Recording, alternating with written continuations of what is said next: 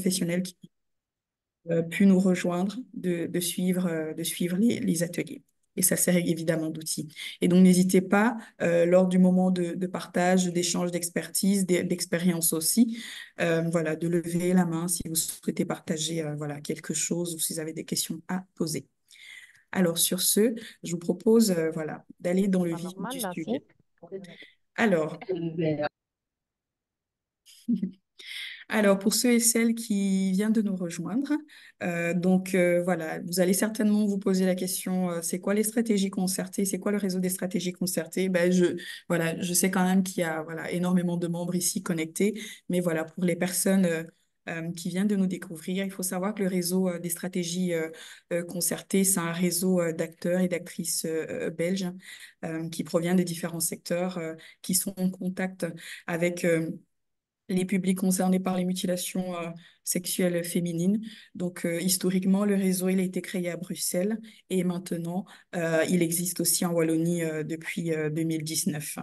Et donc, l'objectif de ce réseau, c'est vraiment d'améliorer la coordination, mais aussi la qualité des différentes interventions des professionnels, aussi bien en région bruxelloise qu'en région wallonne. Et bien évidemment, un objectif de plaidoyer, ce qui est de faire reconnaître ces interventions par les instances politiques et administratives.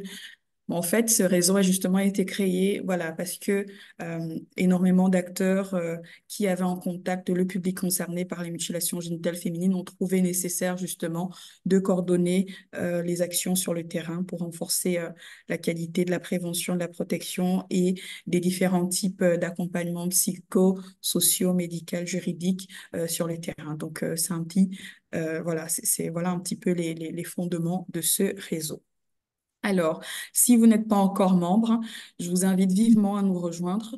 Donc, rejoindre le réseau des stratégies concertées vous permet de vous former sur les mutilations sexuelles féminines, mais aussi savoir comment mieux orienter et accompagner les femmes concernées par les mutilations sexuelles féminines.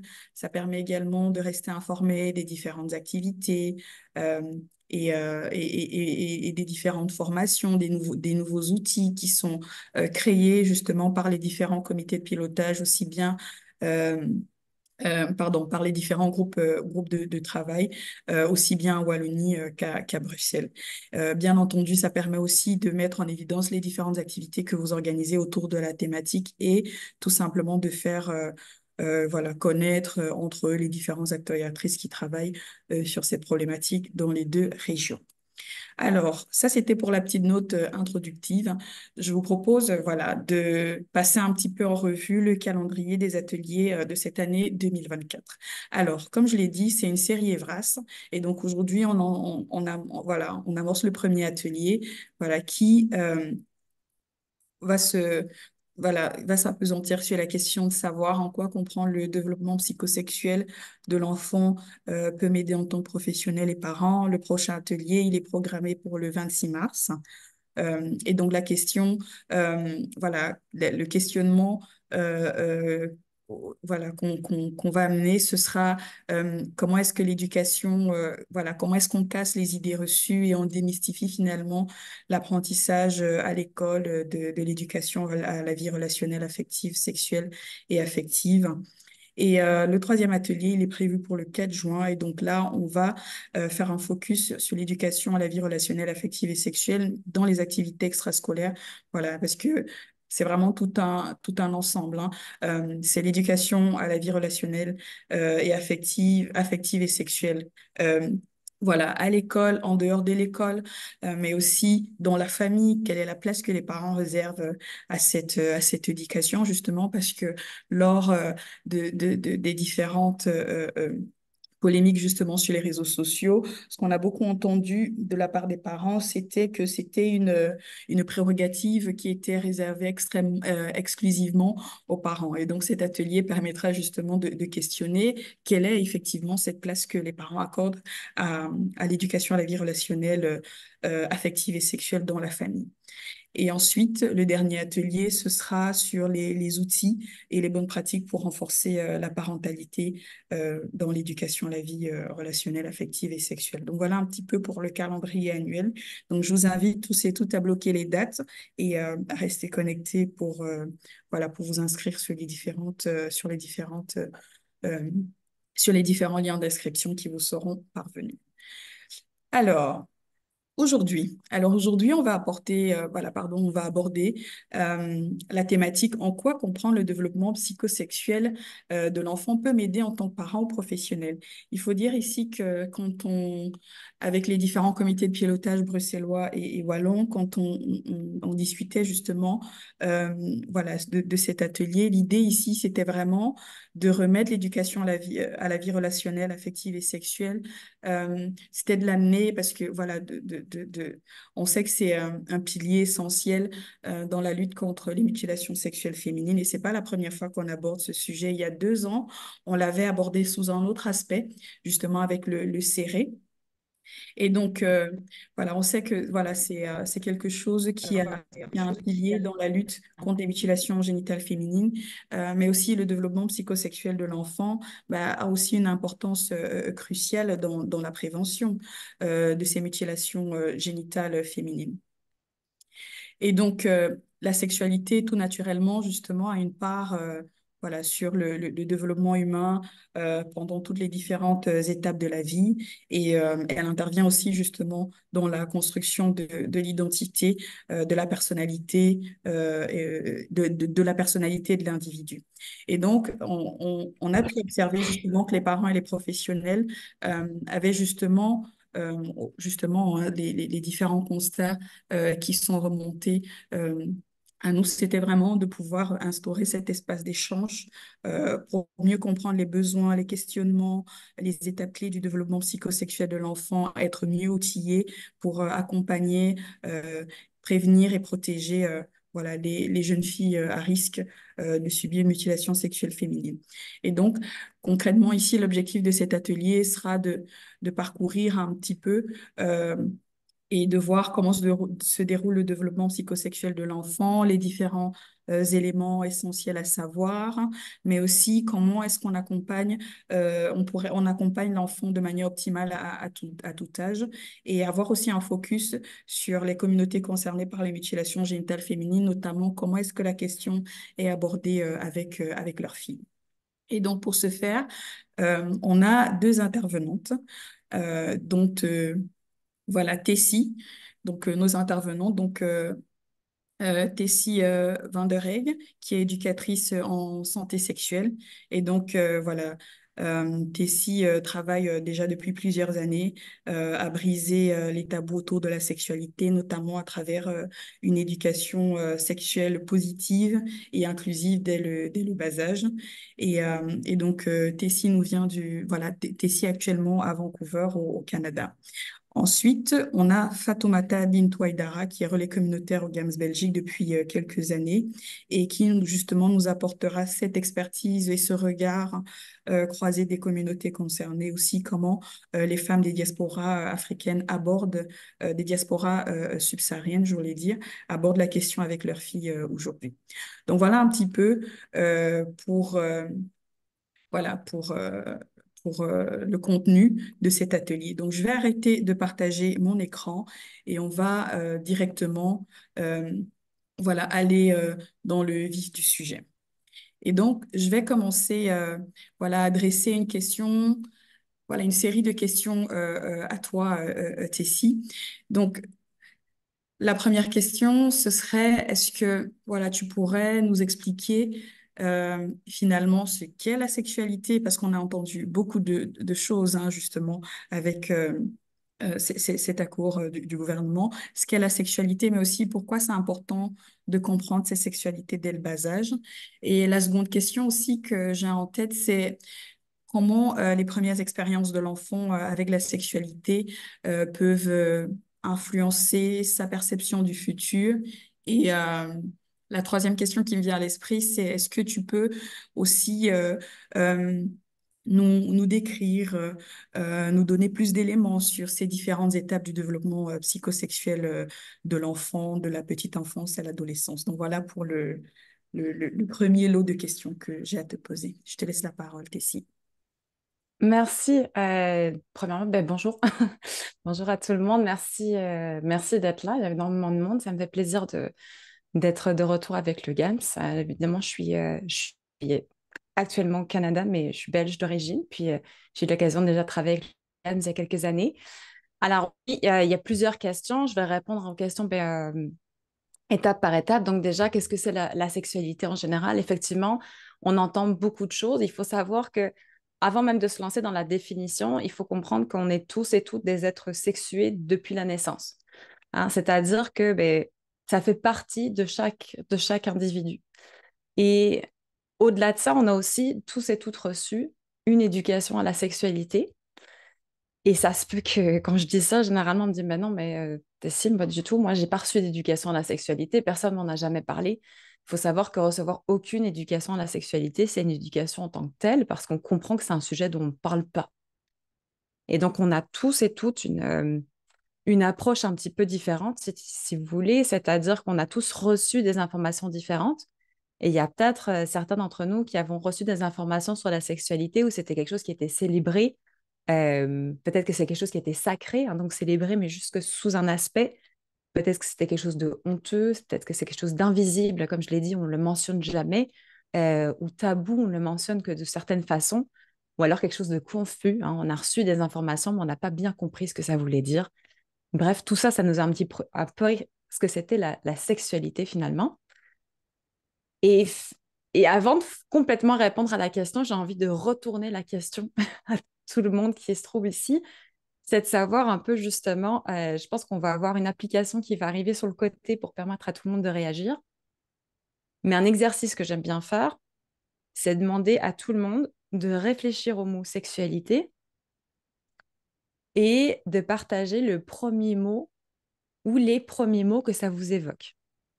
Donc, je pense qu'il y a l'application normalement qui va arriver sur le côté. Oui, Euh, voilà, merci. Et donc, entrer un mot, ça peut être un mot, ça peut être plusieurs mots. Vraiment les premiers mots qui vous viennent en tête, sans jugement. On n'est pas obligé d'écrire les mots qu'on pense qu'on est censé dire.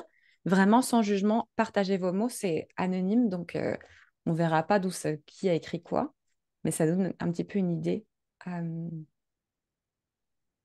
des premiers mots qui nous viennent en tête.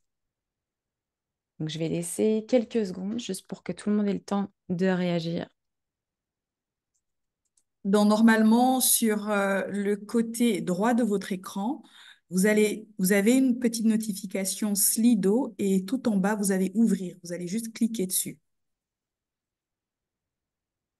Je vois quelques réponses qui commencent à arriver. 4, 5, excellent.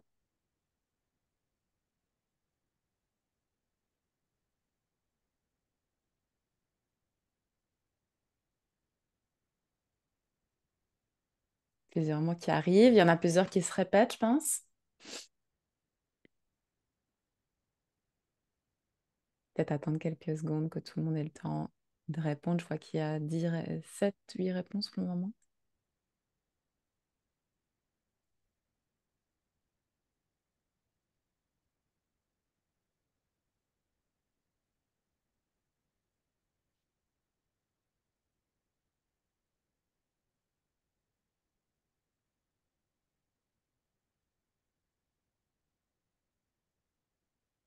Il y a clairement deux, trois mots qui commencent à ressortir. Je ne vais pas les dire à voix haute pour ceux et celles qui n'ont pas encore répondu. Comme ça, j'influence pas vos réponses.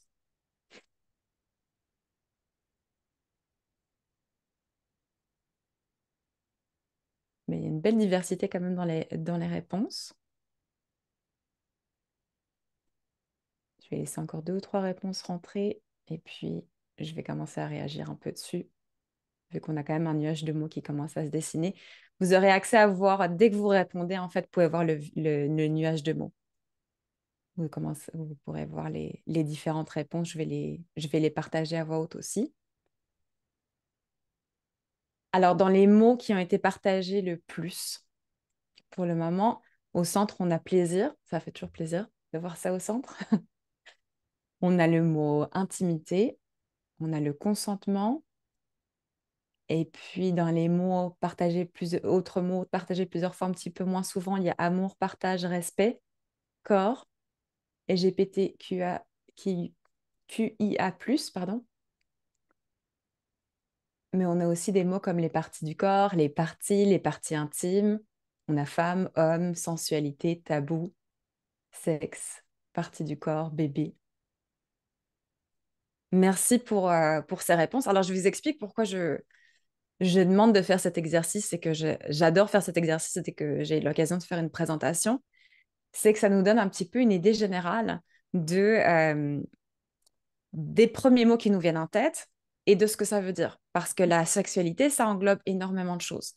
Et c'est vrai qu'en tant qu'adulte, on a tendance à aller vers ces premiers mots tels que l'intimité, tels que les parties du corps, tels que le sexe, tels que l'amour, la relation, les parties du corps. Et donc, finalement, ça nous montre aussi, alors ce n'était pas le cas de toutes les réponses, mais ça nous montre aussi que parfois les premiers mots qui nous viennent en tête, et je vous demande de même si vous n'avez pas pu répondre au questionnaire de réfléchir aux premiers mots qui vous sont venus en tête, est-ce que ce sont des mots qui sont liés forcément à la sexualité d'adulte? Parce que, en fait, ça nous donne une indication aussi que de savoir qu'on a tendance à voir la sexualité sous ce regard d'adulte finalement. Alors que la sexualité, elle englobe énormément de choses. Alors, ce que j'aime beaucoup, c'est qu'à travers ce nuage de mots, quand même, il y a presque, je pense, que toutes les sphères de la sexualité qui ont été partagées.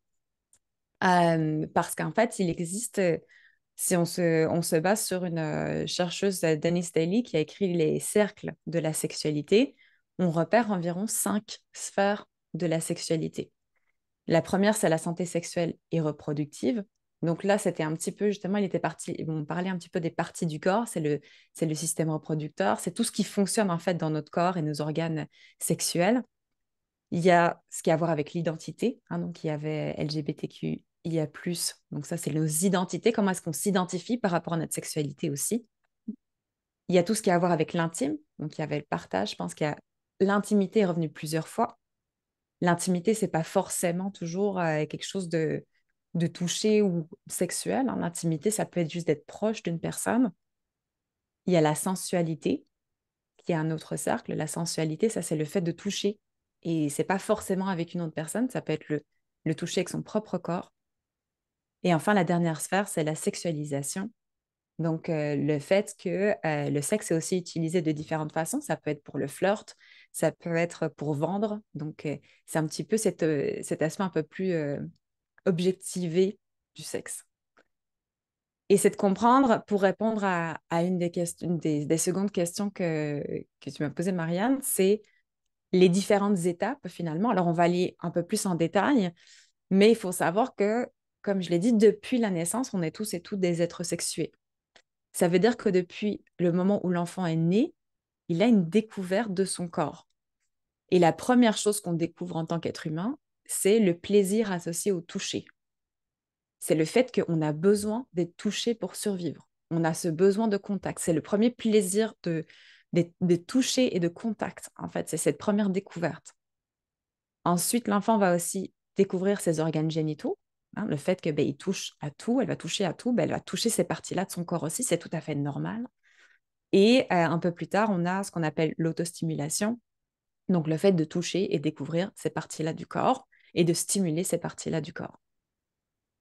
Ensuite, on a vers la puberté, de nouveau, là, ça continue. On a les hormones qui vont développer les caractéristiques sexuelles secondaires. On va en parler un peu plus.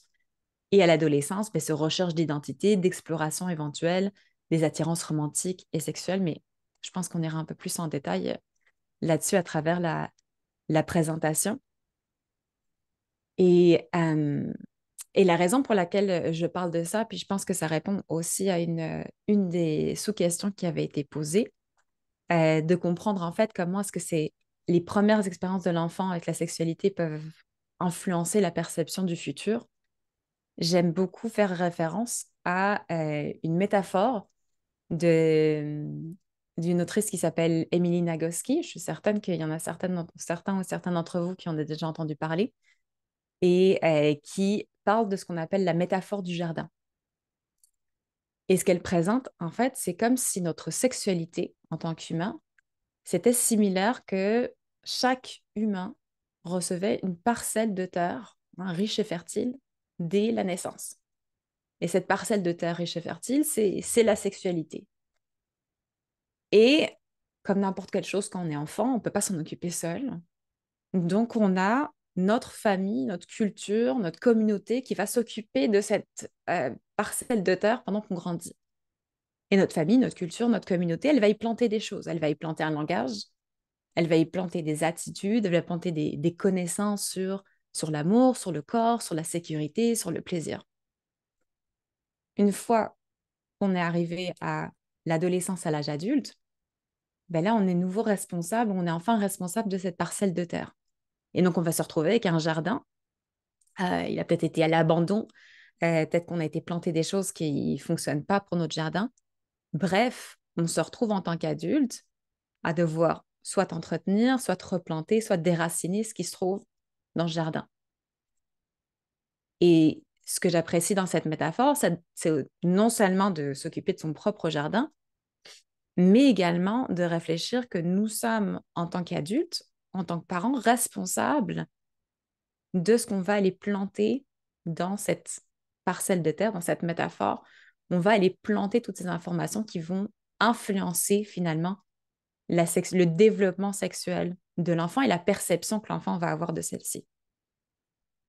Merci, merci Tessie, justement, par rapport à cette métaphore. Je trouve que c'est justement intéressant de faire ce lien-là avec, dans le cadre de cet atelier, en disant que les implications que cette métaphore-là a pour aussi bien les professionnels et les participants et participantes ici présents, bah, c'est de voir justement ce rôle euh, en tant que professionnel, en tant qu'adulte, cette responsabilité justement de ce qui va être planté dans ce jardin d'enfants. Et donc, ça me permet aussi de te reposer une prochaine question. Euh, Pourquoi c'est essentiel d'éduquer les enfants sur la santé sexuelle et reproductive dès leur bas âge? Oui, merci pour cette question. Bah, ce que je trouve essentiel dans l'éducation à la sexualité, alors on va parler du développement comme je l'ai mentionné, mais avant ça, de dire, mais pourquoi est-ce qu'il faudrait qu'on parle de sexualité aux enfants? C'est de savoir que la première chose, pour moi, qui est essentielle, et je pense que c'est essentiel pour le GAMS aussi, c'est le droit de l'enfant, hein. Tout à fait. L'enfant a le droit de savoir et de comprendre comment fonctionne son corps et comment le protéger. Mm, Et si on ne sait pas comment ça fonctionne, on peut pas protéger son corps. tout à fait. La deuxième chose, et c'est pour ça aussi, je crois qu'il y a toute cette série Evras, hein, pour informer. Je suis certaine qu'il y a plein de présentations qui vont plus en détail là-dessus, mais qu'on le sait maintenant qu'il y a énormément d'études sur le sujet. Plus on donne de l'information aux jeunes, plus ça rend pas les jeunes plus déviants, plus dévergondés. Ça les influence pas à commencer leur découverte sexuelle avec d'autres personnes plus jeunes, hein. Au contraire, on remarque que plus on a accès à l'information, plus les jeunes vont pouvoir faire plus tard des choix sains, des choix sécuritaires pour eux-mêmes. Et puis le dernier point, assez global, c'est la protection des abus sexuels, hein. Donc, que ce soit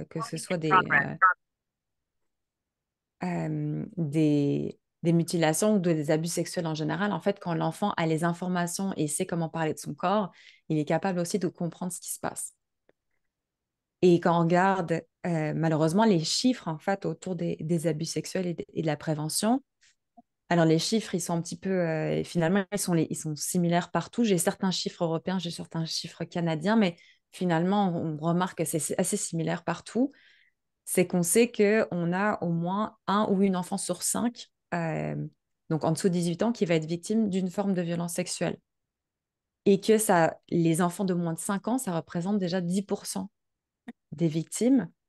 Et on sait aussi que dans une grande majorité des cas, l'enfant connaît l'agresseur. Donc, c'est quelqu'un qui fait partie de son entourage proche. Ça peut être sa famille, ça peut être l'entourage, la communauté, les personnes de confiance de la famille, finalement. Et donc, on va leur donner les outils pour se protéger contre ces abus-là et les outils pour les dénoncer. Merci Tessie. Justement, tu as mis le doigt aussi voilà, sur un des éléments qui revenait beaucoup justement lors voilà, de ce débat autour de l'éducation à la vie relationnelle, affective et sexuelle. C'était vraiment le fait de mettre à disposition ces connaissances-là. Et donc, pour beaucoup de parents, c'était incitatif et que les enfants allaient devenir, comme tu disais, des dévergondés, devaient avoir des comportements déviants, mais aussi sur le contenu finalement de ce qui allait être enseigné, voilà, voilà, comme un contenu, comme une incitation finalement à, aux relations sexuelles. Mhm. Et donc, ça me permet aussi de rebondir sur la prochaine question que je souhaiterais te poser. Est-ce que tu peux partager avec nous quelques comportements communs chez les enfants, justement en fonction de leur âge et de leur stade de développement psychosexuel? Oui, bien sûr. Alors, je l'ai un petit peu expliqué tout à l'heure, donc ces trois étapes, hein, la petite enfance, la puberté, enfin, et le développement ensuite. Donc, comme je l'ai dit, ça arrive depuis la naissance, hein, depuis qu'on est né. Donc, si on regarde les comportements communs et le développement sexuel de l'enfant avant 3 ans, la première chose que j'ai mentionnée, c'est l'exploration du corps, l'exploration des parties génitales. Une autre chose qu'on va remarquer aussi, c'est qu'il y a ce qu'on appelle des réponses sexuelles spontanées. Donc, chez un enfant avec un pénis, ça peut être une érection. On sait qu'en réalité, les premières érections, elles peuvent même arriver à l'intérieur de l'utérus, hein, parce que c'est une réponse mécanique. Ou ça peut être aussi euh, des fluides vaginaux chez un enfant avec une vulve. Donc, on va remarquer ces comportements, enfin, ces réponses mécaniques, spontanées du corps finalement qui s'assurent que ça fonctionne. Il y a, j'ai mentionné le toucher, hein, donc le fait de prendre du plaisir d'être touché par les personnes qui prennent soin d'eux, de nouveau, un câlin, d'être pris dans les bras, ce besoin d'être touché. Euh, J'apprendrai à personne, hein, le plaisir de la nudité, de se balader nu à travers la pièce, voilà, de ne pas vouloir porter les vêtements, de l'intérêt pour ses propres selles, qui finalement il y a un intérêt du fonctionnement du corps et de ce qui se passe, ce qui sort du corps. Et on remarque aussi un peu plus tard, donc vers 2 3 ans, les premières consciences des différences de genre et des différences sexuelles. Donc, c'est-à-dire de reconnaître la différence autour d'elle ou autour de lui des différents genres de son entourage et de son identité de genre également.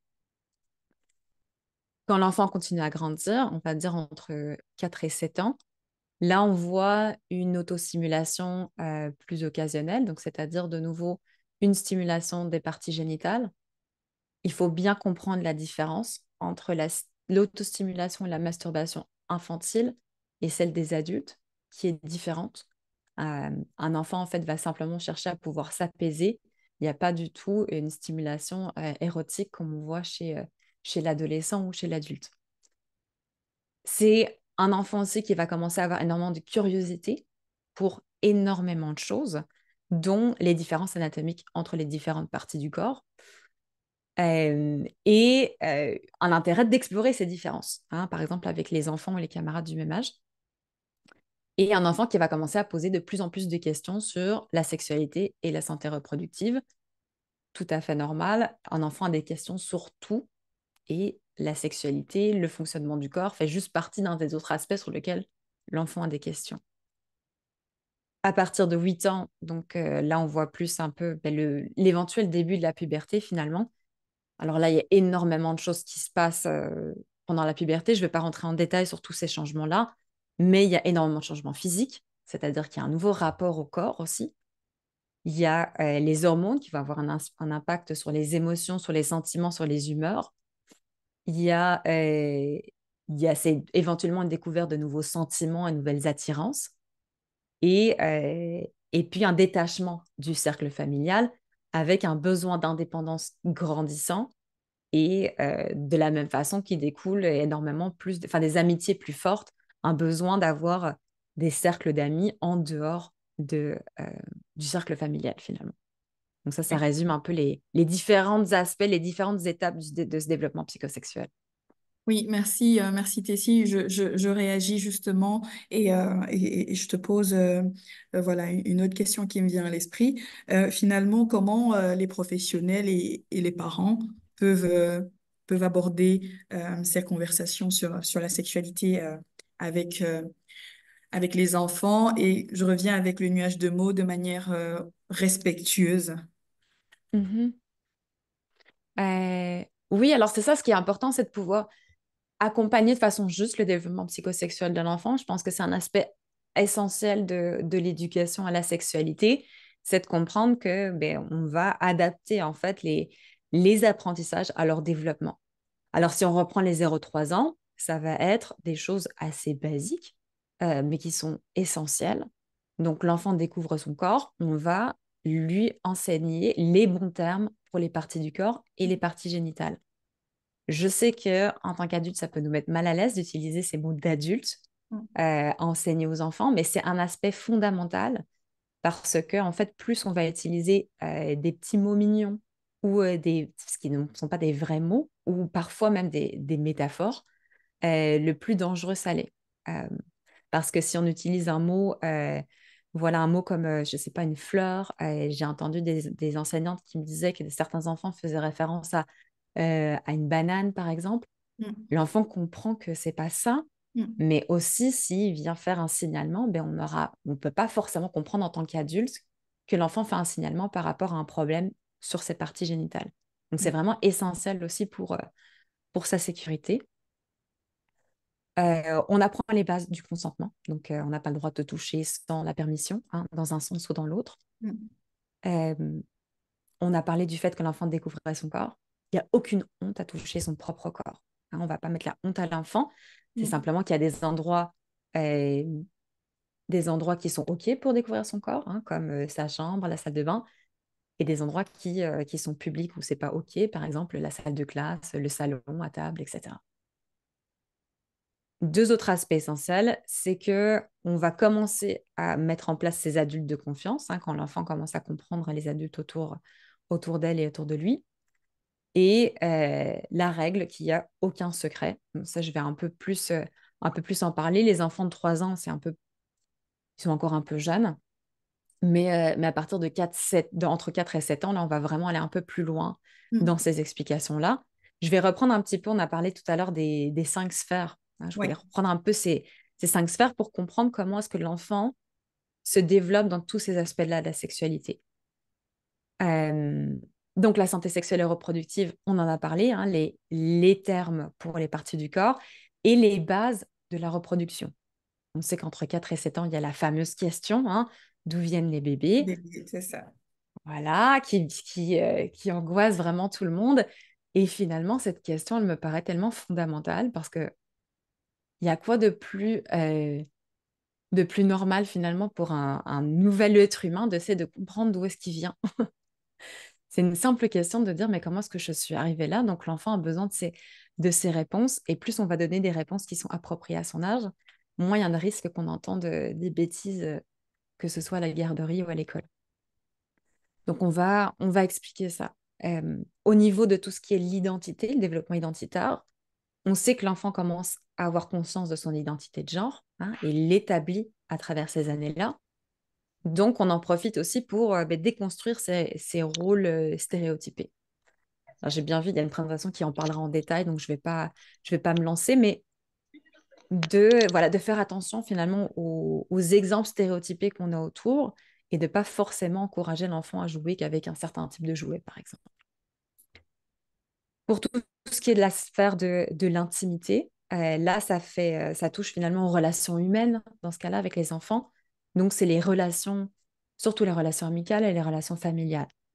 On va mettre en place tout ce qui a à voir avec les relations saines, dans les relations en général, la diversité des relations qui existent, et parler aussi, par exemple, des différents types de familles qui existent. Enfin, quand on fait référence à la sensualité, c'est la découverte du propre corps, hein. Donc, comme je l'ai dit, la masturbation, on continue à insister sur le fait que c'est normal, mais que c'est quelque chose qui est privé. Et on parle de un autre aspect vraiment essentiel, c'est la différence entre les touchés appropriés et les inappropriés, les touchés qui sont OK et les touchés qui ne sont pas OK. Et là, on insiste sur le fait que c'est jamais OK qu'il y ait une personne qui essaie de toucher tes parties génitales, tes parties intimes, tes parties privées. On peut mettre un cadre, hein, par exemple, si l'enfant a besoin d'aide ou qu'il s'est fait mal sur ses parties génitales, si on va chez un professionnel ou un professionnel de santé et qu'il y a un besoin médical de regarder ces parties-là du corps. Mais sinon, c'est jamais OK pour aucune personne, que ce soit un autre enfant ou une autre adulte, euh, de regarder, d'essayer de toucher ces parties-là du corps. Donc, on va vraiment insister là-dessus et on va faire ce travail de prévention des abus sexuels. Donc, on va expliquer que c'est jamais OK de toucher ces parties-là du corps. On va identifier les adultes de confiance. C'est aussi un aspect primordial parce que tous les adultes, malheureusement, comme on l'a vu, ne sont pas des adultes de Tout confiance. à fait. Donc, quels vont être ces aspects, en fait, finalement? On dit, ben là, cet adulte-là, je peux lui faire confiance, cet adulte-là, je ne peux pas lui faire confiance. Et un dernier aspect hyper important, je l'ai commencé à le mentionner, c'est le fait qu'on n'a aucun secret. Alors, je sais que parfois, on parle de bons secrets et de mauvais secrets. J'aime même pas ce terme-là. Je veux juste zéro secret. Je fais la différence entre les secrets et les surprises. Comme ça, on a deux mots différents et puis on n'utilise pas le mot secret avec quand c'est OK, c'est pas OK. Donc, on garde aucun secret. Les secrets, voilà, c'est quand on nous dit de garder quelque chose qu'on doit garder pour soi. Une surprise, c'est, par exemple, on va préparer un anniversaire, on prépare un cadeau et on va pas le dire pendant voilà, quelques jours, pendant quelques semaines quand on prépare cette surprise, mais on va révéler cette surprise qu'on a gardée. Le secret, c'est quelque chose qui ne doit jamais être révélé, c'est quelque chose qui nous fait nous sentir tristes à l'intérieur, et c'est quelque chose qui éventuellement nous fait peur. Ça, c'est toujours quelque chose qu'il faut raconter. Il ne faut pas avoir peur d'insister sur ces enseignements-là et d'en parler souvent. Euh, pour ce qui est des plus grands enfants, donc là des 8-12, comme je l'ai mentionné, c'est beaucoup les changements du corps. Hein, donc tout ce qui est de la santé reproductive et sexuelle, là, ça va être d'expliquer plus en détail le fonctionnement des organes génitaux et du système reproducteur. Euh, au niveau de comprendre en fait tous les changements qui sont liés à la puberté aussi, hein, donc de vraiment passer à travers ces étapes. Ça va être d'expliquer également les menstruations. Hein, c'est une grande question, on ne sait jamais trop comment en parler. Il vaut mieux en parler trop tôt, les menstruations, qu'en parler trop tard. Et c'est vraiment essentiel pour les enfants de comprendre le fonctionnement du cycle menstruel, de comprendre ce qui se passe, de comprendre d'où vient le sang, parce que ça fait peur, hein, généralement. D'essayer de comprendre ce qui se passe et comment gérer les menstruations, comment gérer les règles. Donc là, on peut accompagner l'enfant aussi en préparant en fait tout ce dont l'enfant aura besoin le jour où ça arrive. Quand je suis dans les salles de classe, je pense que c'est l'anxiété numéro un des Mm. jeunes à partir de 8 ans, c'est de savoir mais qu'est-ce qui se passe si jamais j'ai mes menstruations à l'école, si je ne suis pas préparée, si je saigne à travers mes pantalons, etc. Donc c'est vraiment un accompagnement essentiel dans cette tranche d'âge-là. Pareil pour les enfants avec un pénis, on va parler des rêves mouillés, des éjaculations qui ne sont pas prévues, voilà, qui arrivent, d'expliquer que c'est quelque chose de tout à fait spontané comme réponse, hein, ou des érections spontanées aussi, c'est le corps qui se prépare. Donc il n'y a aucune honte à ça, c'est de comprendre que c'est une réponse mécanique, parce que parfois certains jeunes peuvent avoir honte du corps ou sont mal à l'aise avec ça, de comprendre que ben, c'est leur corps simplement qui s'entraîne, c'est la mécanique du corps qui se met en place. L'autre aspect, ça va être le développement beaucoup plus en profondeur de leur identité. Donc là, on peut commencer vraiment à avoir des conversations plus poussées sur l'identité de genre, qu'est-ce que ça veut dire d'être une fille, d'être un garçon, de se sentir ni garçon ni fille, des conversations autour voilà, des pronoms, par exemple, etc. Et, euh, et puis l'importance du respect et parler des risques voilà, de la discrimination, de l'homophobie, de la transphobie, etc. Pour ce qui est des relations humaines, comme je l'ai dit à cet âge-là, les relations amicales sont de plus en plus importantes. On va vraiment insister sur le respect. Mm. Euh, on sait que c'est un problème avec le harcèlement dans les écoles, etc. Donc, c'est des questions très importantes. À partir de cet âge-là, c'est important pour les enfants de faire partie d'un groupe. Hein. On s'éloigne du cercle familial, on se rapproche d'un cercle qu'on a choisi. mais on veut aussi être accepté. Donc, on va tout faire pour être accepté. Et ça, c'est vraiment des conversations importantes à avoir à ce moment-là. Et ça fait partie du développement psychosexuel parce que ça fait partie des relations humaines finalement. Euh, pour la découverte du corps, c'est la même chose, c'est tout à fait normal. Il n'y a aucune honte à découvrir son corps. Euh, on insiste sur le consentement. Hein. Continuer les conversations sur le consentement, ça n'arrête jamais. Hein. Ton corps, ta bulle, personne n'a le droit de rentrer sans ton autorisation. On a parlé des touchés qui étaient OK et pas OK, mais même le fait des touchés en général, on demande la permission. Donc, on commence à mettre aussi ces étapes finalement, les fondements du consentement sexuel plus tard, de dire, j'ai pas le droit, j'ai pas envie d'être touchée, j'ai le droit qu'on ne me touche pas, j'ai le droit de dire non, j'ai le droit de changer d'avis. On met en place toutes ces bases essentielles autour du consentement. Et enfin, le dernier aspect de la sexualisation, de continuer la prévention euh, des abus sexuels.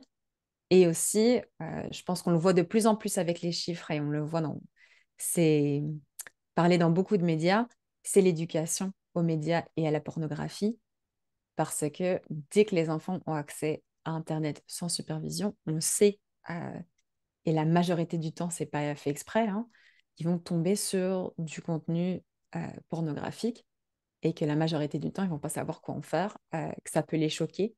Donc, on veut vraiment pouvoir prévenir et accompagner cette exposition. Je ne veux même pas dire cette exposition éventuelle parce qu'on sait, malheureusement, quand on regarde les chiffres, que 99% des enfants vont y être confrontés. Donc, on veut vraiment pouvoir accompagner puis prévenir ça. Merci justement, Tessie. Ce que je retiens justement, euh, voilà, de ce que tu viens de dire dans cet accompagnement du développement psychosexuel de l'enfant. Tu es revenu justement sur les différentes tranches d'âge. Et moi, ce qui m'a interpellée, c'est voilà les différentes balises aussi que tu partages, notamment de 0 à 3 ans, l'importance d'utiliser les bons termes. Euh, que ce soit entre 4 et 7 ans, de mettre un focus sur la santé sexuelle et reproductive, notamment en apprenant les bases de la représentation et, euh, et du fonctionnement du système Mhm. reproducteur. Et voilà, je trouve aussi qu'il y a vraiment cette évolution crescendo, hein, finalement, où est-ce qu'on met le focus. Justement, entre 8 et 12 ans, tu revenais aussi justement sur cette santé sexuelle reproductive, mais aussi la question de Mhm. l'identité, des relations humaines. Et ça me permet justement, voilà, et tu as aussi mis un élément très important en évidence, notamment la question de l'éducation aussi, hein, aux médias.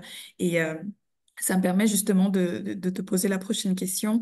Quelles sont les erreurs finalement courantes euh, qu'il faut éviter lorsqu'on éduque les enfants sur la sexualité?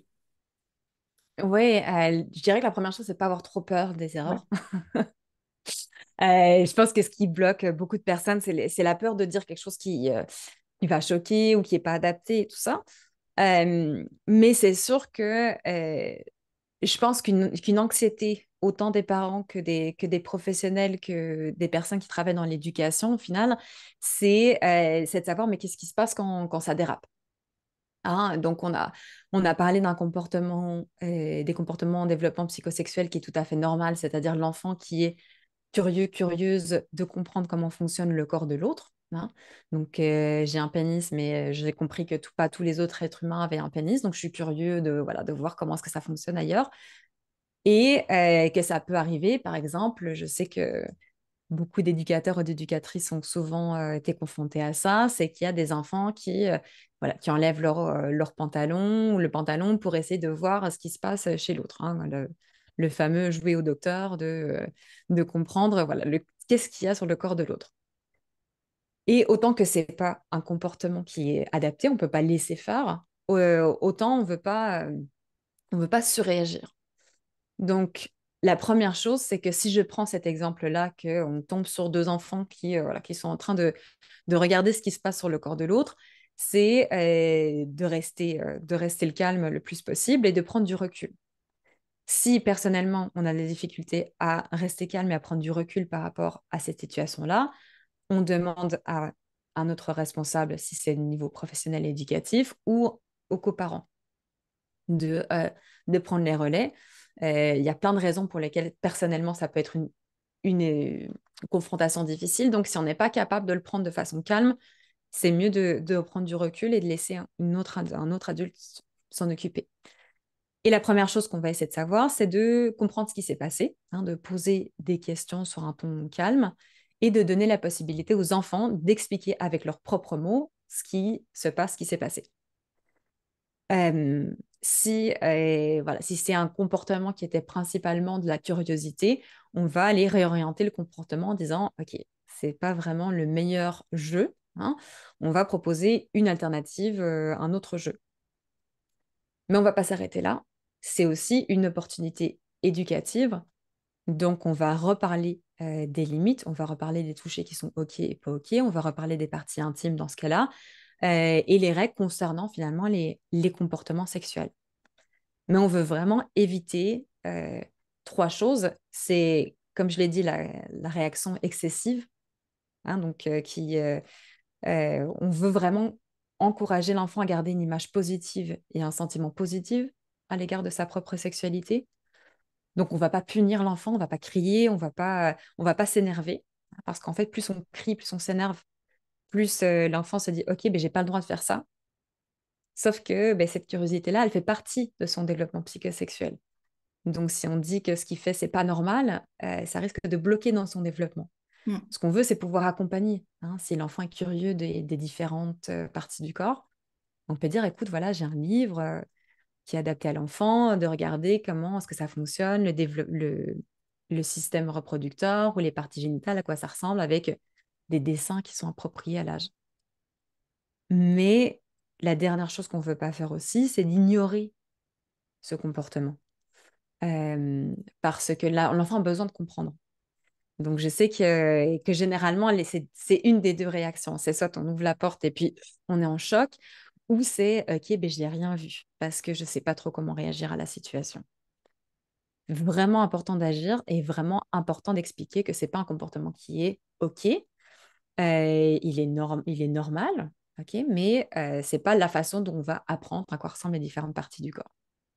Donc, on va poser ces bases-là finalement. Et, euh, Et en fait, une fois qu'on a compris ça, alors là, c'est sûr que c'est les comportements qui sont les comportements qui font partie des comportements usuels, comme j'ai dit, hein, euh, qui sont appropriés avec ces différents âges-là. Je sais aussi que ce qui inquiète souvent les adultes, c'est comprendre, OK, mais c'est quoi la différence entre des comportements, le développement psychosexuel de l'enfant euh, usuels et puis des comportements plus préoccupants au final. Et là, je dirais qu'il n'y a pas juste des comportements communs puis des comportements préoccupants. Les comportements préoccupants, ils sont sur une sorte d'échelle finalement. Je ne vais pas rentrer en détail sur l'échelle, mais je vais vous donner un petit peu deux idées de ce qui se trouve sur cette échelle-là. La première chose, ça va être tout ce qui est les comportements, on va appeler les comportements sexuels inappropriés. Là, généralement, c'est quelque chose qui est dirigé vers soi, hein, qui parfois implique d'autres personnes, mais c'est surtout qui implique directement l'enfant. Mm. Et ça peut être un enfant qui se soucie trop du sexe ou de la sexualité pour son âge. Donc, hein, on a parlé des différentes étapes du développement psychosexuel. C'est un enfant qui est à l'étape suivante. Mm. Euh, c'est peut-être un enfant qui, alors là on parle d'enfant, hein, mais qui montre des connaissances et du langage ou des actes sexuels spécifiques. Donc là aussi, ça peut être éventuellement une exposition jeune à la pornographie ou d'avoir entendu certaines choses, mais qui connaît le nom de certains actes sexuels ou certains langages. Euh, on remarque de la honte, de la culpabilité ou de la confusion, hein, au niveau de l'enfant quand on parle de ces différents aspects de la sexualité. On remarque éventuellement cette notion de secret, hein, que l'enfant a compris qu'il y a des choses dont il ne fallait pas qu'il parle. Et, euh, Et alors là, à prendre avec un grain de sel, mais la persistance en dépit des limites imposées. Donc, c'est-à-dire qu'on explique à l'enfant, mais tu n'as pas le droit de faire ça, genre on ne peut pas toucher les parties privées d'une autre personne ou d'un autre enfant, et qui continue à le faire. Après, c'est de savoir, c'est que c'est une persistance plus que quelques fois. C'est normal qu'un enfant le fasse. C'est peut-être que ça se passe une fois, peut-être que ça se passe deux fois. Hein. Si c'est de la masturbation occasionnelle et que ça se passe dans un lieu public, c'est pas grave si on doit expliquer plus qu'une fois, mais c'est juste qu'on voit qu'il y a une persistance là sur le temps. Mm. L'autre, ça va être les... Là, je vais aller un peu beaucoup plus loin dans l'échelle. Hein. Il y a plein de comportements entre les deux. Mais si je vais à la fin de l'échelle avec des comportements là, agressifs qui nécessitent l'attention de professionnels, c'est des comportements qui sont principalement dirigés vers d'autres personnes. Euh, et là, ça peut être de tenter d'initier des contacts sexuels avec les autres. Euh, Ça peut être de délaisser toutes les autres activités pour l'autostimulation. Donc, autant que l'autostimulation, elle est tout à fait normale et naturelle. Si l'autostimulation, la masturbation prend la place de tous les autres hobbies dans sa vie, là, ça va au-delà. On voit qu'il y a l'utilisation peut-être de menaces, de chantage, d'abus de pouvoir en fait sur d'autres enfants, hein, souvent des enfants plus jeunes, et qu'il n'y a aucun changement de comportement malgré les explications, malgré les remarques d'adultes. Donc c'est un petit peu de faire cette différence-là et que là, on se rend compte qu'il y a vraiment un besoin d'un accompagnement, et d'une aide professionnelle. Après, ce qu'on sait, c'est que généralement, ces comportements, euh, ça se peut qu'ils arrivent de façon soudaine et qui peuvent souvent apparaître après que l'enfant ait reçu des abus sexuels.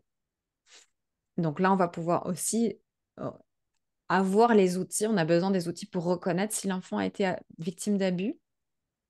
Et comme dans beaucoup de cas, finalement, ce qui va nous permettre de reconnaître si l'enfant a été victime d'abus, c'est ce changement soudain dans le comportement. On sait que si tout d'un coup l'enfant commence à agir de façon différente, ben, c'est un signe qu'il y a quelque chose qui se passe. Euh, c'est un enfant qui a beaucoup plus de secrets, qui parle plus autant que l'habitude. C'est un enfant qui veut plus rester seul avec certaines personnes, hein, ou a peur de s'éloigner de ces personnes euh, qui s'occupent d'elle ou de lui. Alors, je dis ça si c'est un nouveau comportement, si c'est un enfant Mm. qui est généralement un peu plus anxieux, qui a toujours de l'anxiété avec le fait d'être voilà, d'être laissé avec certains individus, c'était pas forcément un signe. On parle vraiment là d'un changement de comportement euh, qui essaye, par exemple, je sais pas, d'éviter d'enlever ses vêtements lorsqu'on le change ou qu'on le lave, et des comportements sexuels qui sont inappropriés pour son âge, donc, comme je l'ai mentionné avec les différents types de comportements, ou qui passe beaucoup plus de temps seul, qui est beaucoup plus isolé.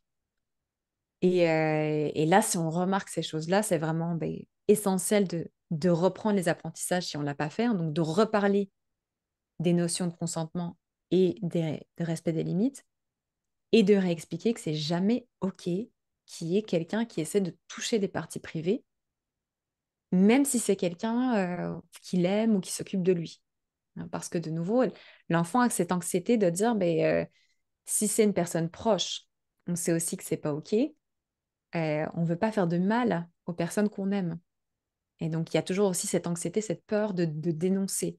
Donc, c'est vraiment aussi important d'insister sur le fait qu'il n'y a pas de conséquences pour l'enfant, qu'il ne va rien se passer de mal pour l'enfant, hein, qu'il ne sera pas puni, qu'il ne sera pas grondé. Parce que généralement, on sait que les techniques d'abuseurs aussi, c'est de culpabiliser l'enfant et de faire croire à l'enfant qu'il y aura des conséquences négatives finalement si l'enfant parle. Donc, euh, Donc ça, c'est un aspect vraiment essentiel. Bien entendu, si en tant que professionnel ou en tant qu'éducateur, éducatrice, c'est de pouvoir faire un signalement. Alors là, je suis sûre que pour en tout ce qui est de la loi belge, enfin, tu t'y connais beaucoup mieux que moi.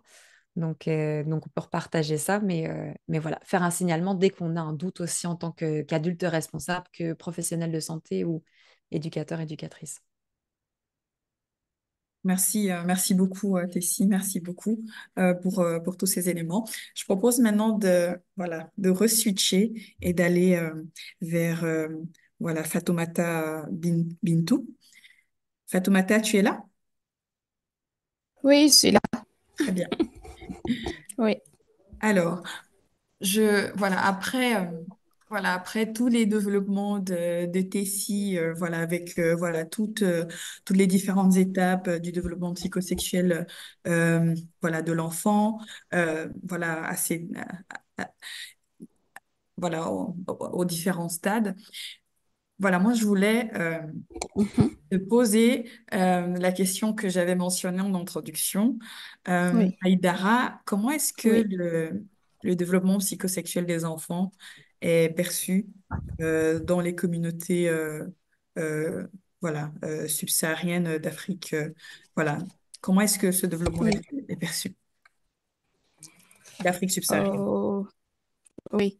Au fait, c'est pas Mm. aussi différent de ce que Tessia a dit. Donc, par exemple, pour les garçons, on commence à dire, oh, tu commences à ressembler à papa, tu as des poils, et il y a des filles qui vont commencer à te regarder, il faut bien te laver. Donc, on commence par ça. Et chez les filles, on commence à dire, il faut apprendre à préparer. Donc, c'est des petites Excuse-moi, choses. Fatoumata, est-ce Oui, que oui, c'est OK de mettre ta caméra ou oui. tu préfères la couper? D'accord. OK.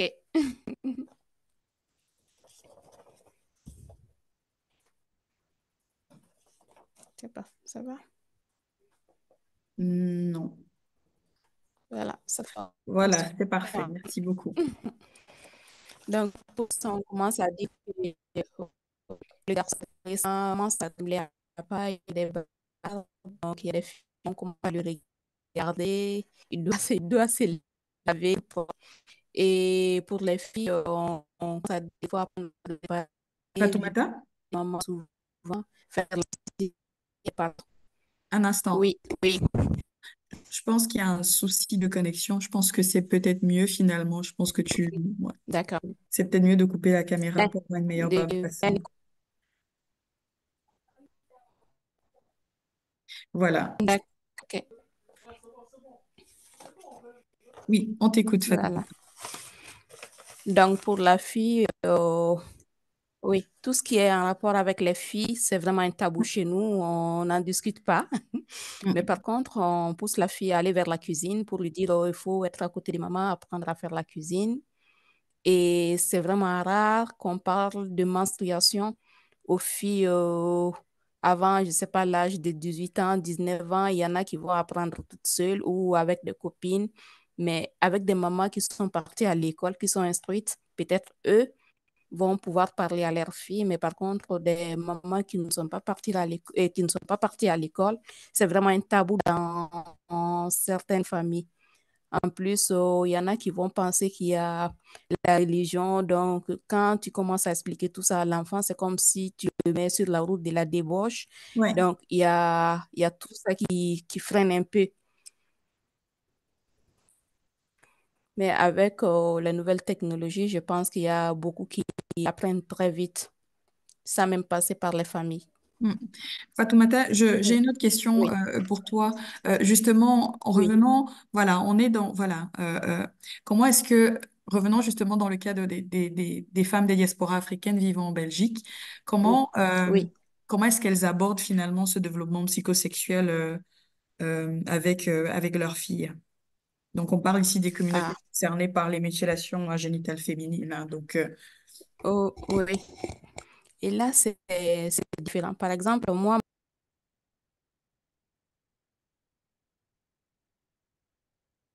Fatoumata? oui, Oui, ça s'est voilà. coupé. Je sais Oui. pas, vous m'entendez? Oui. Et on t'entend très bien maintenant. Donc, je crois qu'il y a, oui, c'est un peu différent de la Belgique en Afrique. Par exemple, les filles de 10 ans, déjà, on va les voir avec des petits seins. Et là, les mamans vont, comme Tessie a dit, les mamans vont commencer à organiser tout ce qui est les trucs par rapport à la menstruation et expliquer un peu ce qui va se passer au fil du temps. Et comme moi, j'ai pas de garçons, donc je sais pas comment ça se passe au niveau des garçons. Et ici, quand même, on en parle. On sensibilise sur tout ce que Tessie a dit par rapport au consentement. C'est ça qui fait c'est ça qui motive les mamans même à parler parce qu'on ne sait pas qui peut toucher l'enfant, qui ne peut pas toucher l'enfant, surtout. Elle est à l'école du matin au soir. Donc, et en plus, il y a tout ce qui est par rapport au sport, tout ce qui est par rapport aux autres amis, il y a les anniversaires, il y a les sorties, donc on ne sait jamais ce qui va se passer. Donc, on essaie tout simplement de responsabiliser l'enfant par rapport à son sexe. Personne ne doit toucher ici et tu dois être responsable, tu dois bien laver parce que chez nous, il y a aussi une toute petite différence. Quand on part dans les toilettes, il faut toujours avoir de l'eau pour se nettoyer et on, on propose tout ça à l'enfant, donc tu dois être propre. Il y a des infections, des bactéries qui se promènent, donc tu dois avoir toujours des culottes propres. On explique tout ça aux filles. Fatoumata, je reviens sur un des éléments Oui, que Tessie a partagé avec nous. Elle parlait justement oui, oui, des comportements communs, justement entre l'âge de 0 oui, et 3 ans. Et elle parlait justement d'explorer le corps, les parties génitales.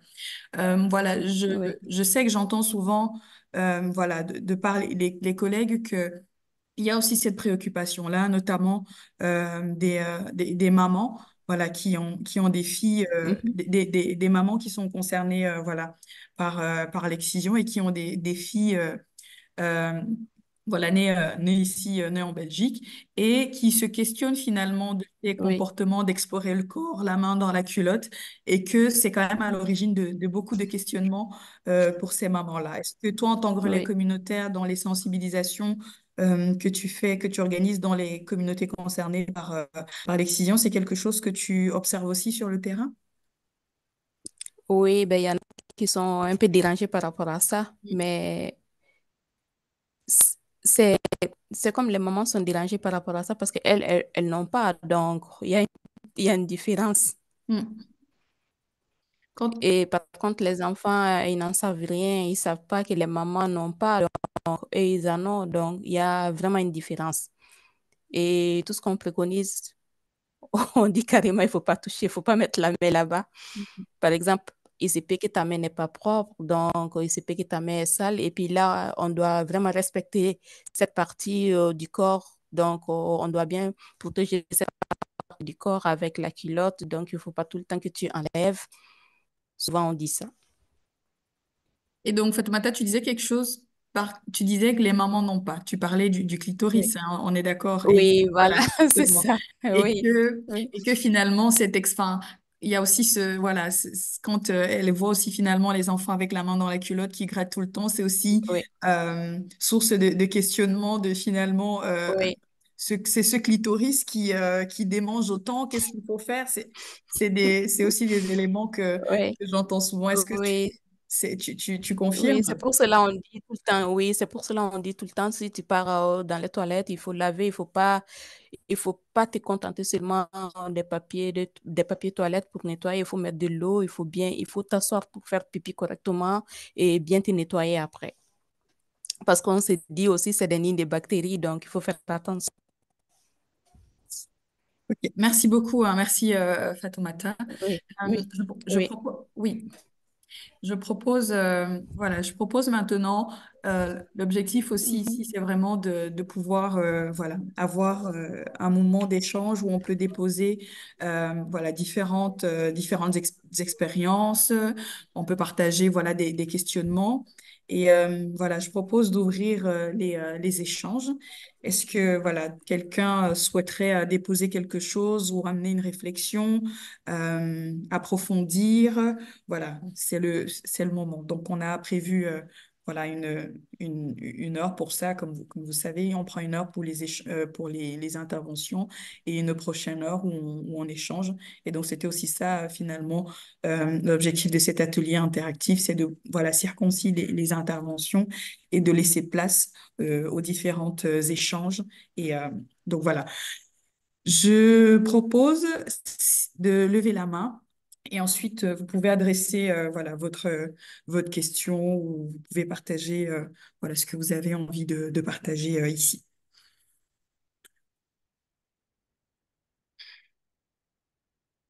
Ou si vous ne souhaitez pas parler, vous pouvez voilà, adresser votre question dans le chat.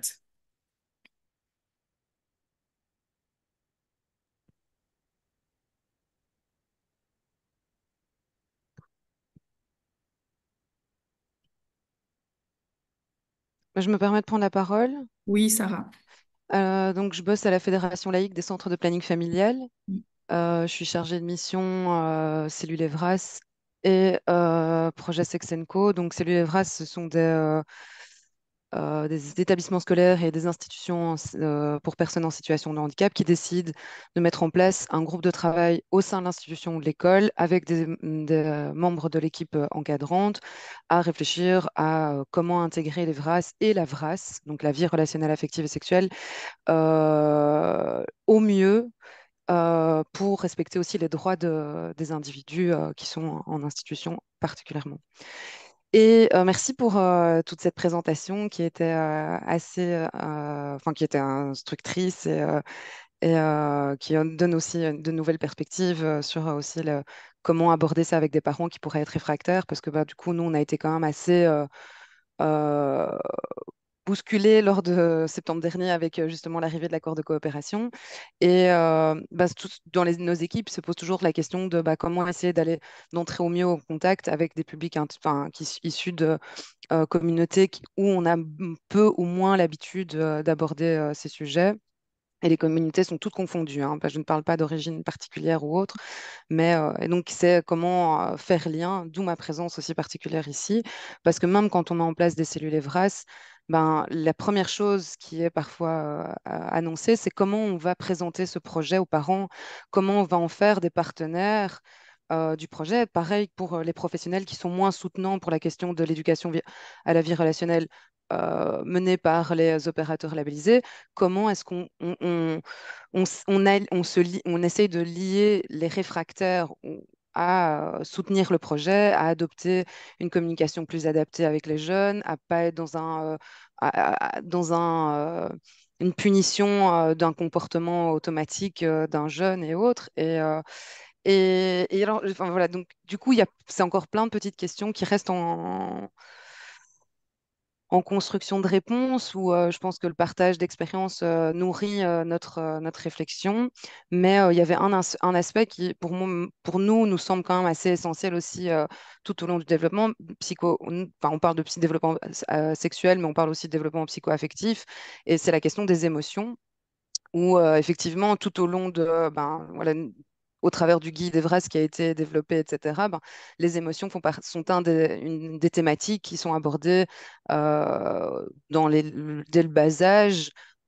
Ici, on l'aborde dès les 5 ans, mais qui, pour nous, paraissent essentiels de commencer aussi, que ça fait partie des thématiques de développement psychoaffectif pour pouvoir exprimer des besoins aussi correctement. Et donc, au-delà de la découverte physique, physionomique et autres, il y a aussi comprendre en quoi, ben, qu'est-ce que le corps peut renvoyer en termes de besoins et autres. Et donc, voilà, ça, c'est un aspect qui, pour nous, est quand même super important à aussi aborder avec les jeunes. Et je voulais, je trouvais important de pouvoir le mettre en avant.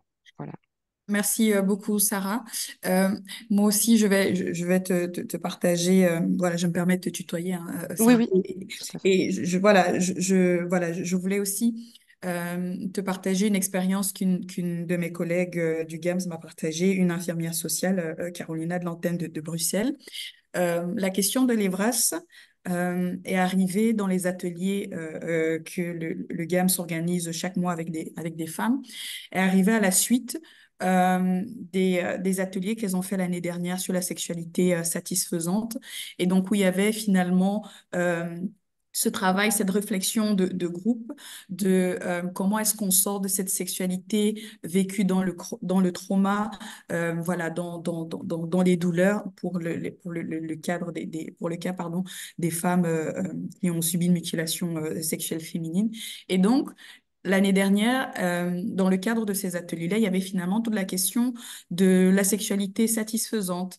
Et donc, les femmes de cet atelier-là, voilà, ont décidé justement, avec les différentes animatrices, de revoir la sexualité sous un autre pan, sur le pan d'une sexualité libre, satisfaisante. Et donc, à l'issue justement de ces différentes discussions, elles ont commencé à aborder la question de l'EVRAS. Donc, les ateliers de cette année, enfin, les ateliers femmes, hein, des discussions femmes que le GAMS organise à Bruxelles, bah, tout doucement, ça a embrayé sur la thématique, sur les VRAS, sur la question du consentement, du libre choix. Et c'est vrai que ma collègue, en me partageant ça, me disait au départ, il y avait des personnes très réfractaires.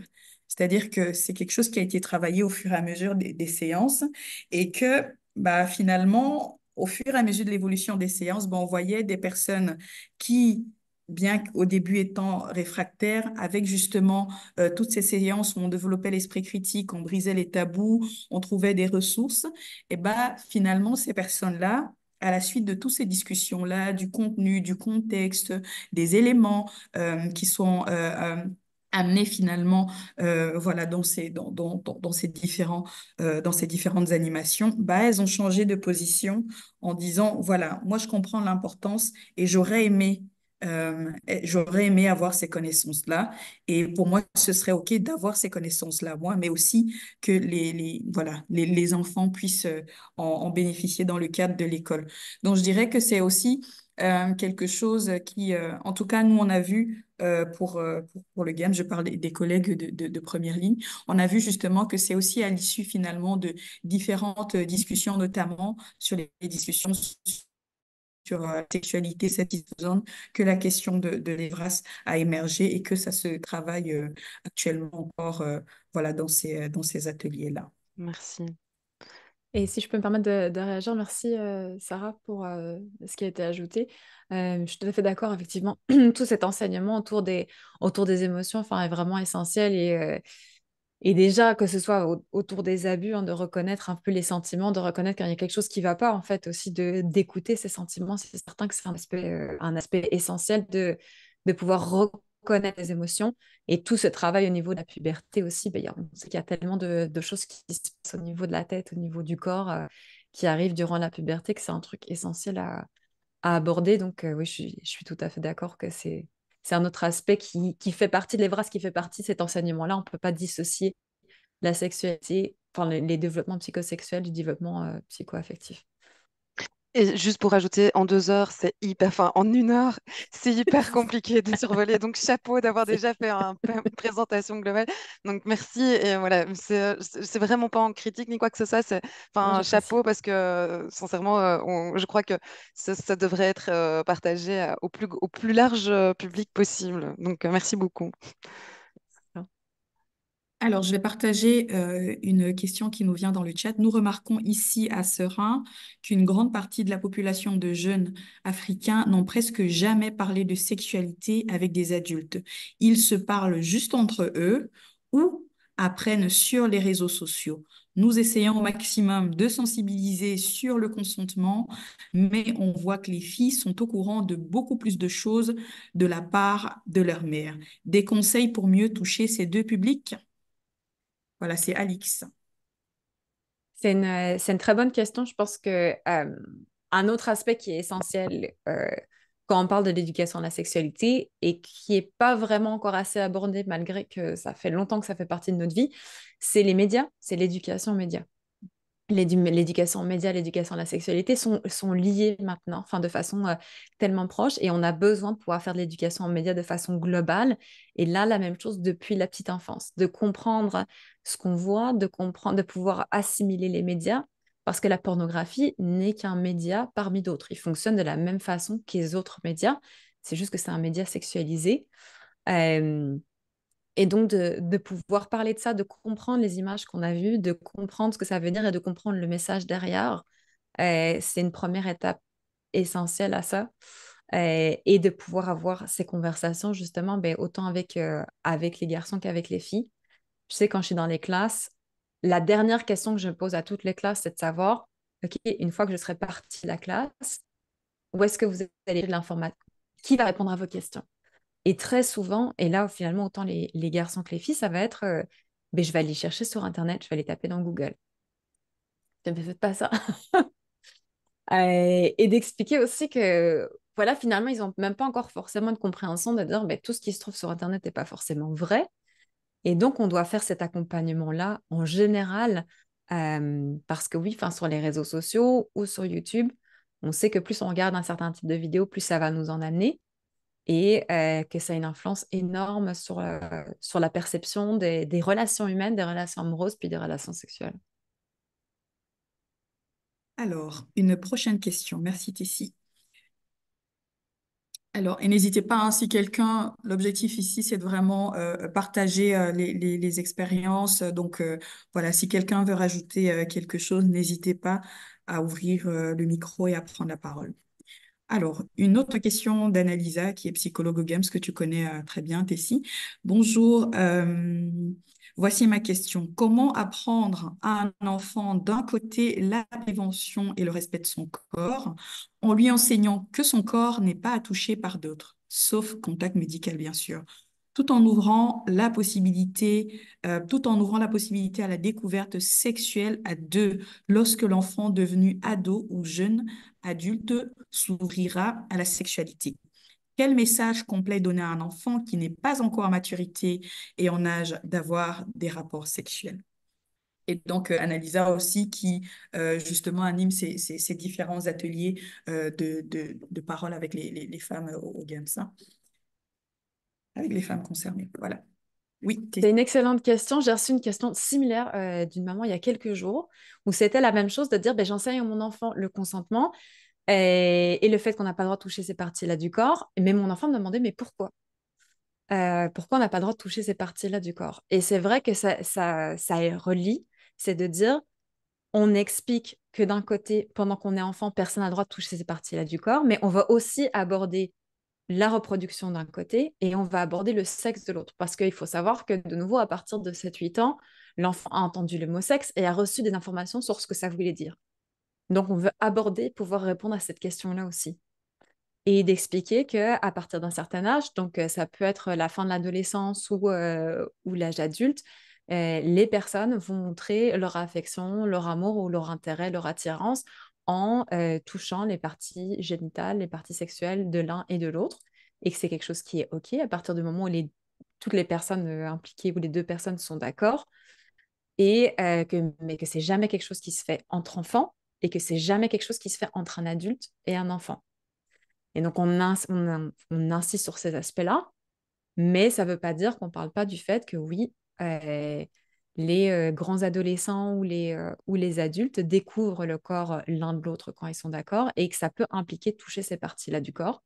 C'est juste pas quelque chose qui est approprié pour les enfants. Et donc, on insiste sur ces deux tableaux-là.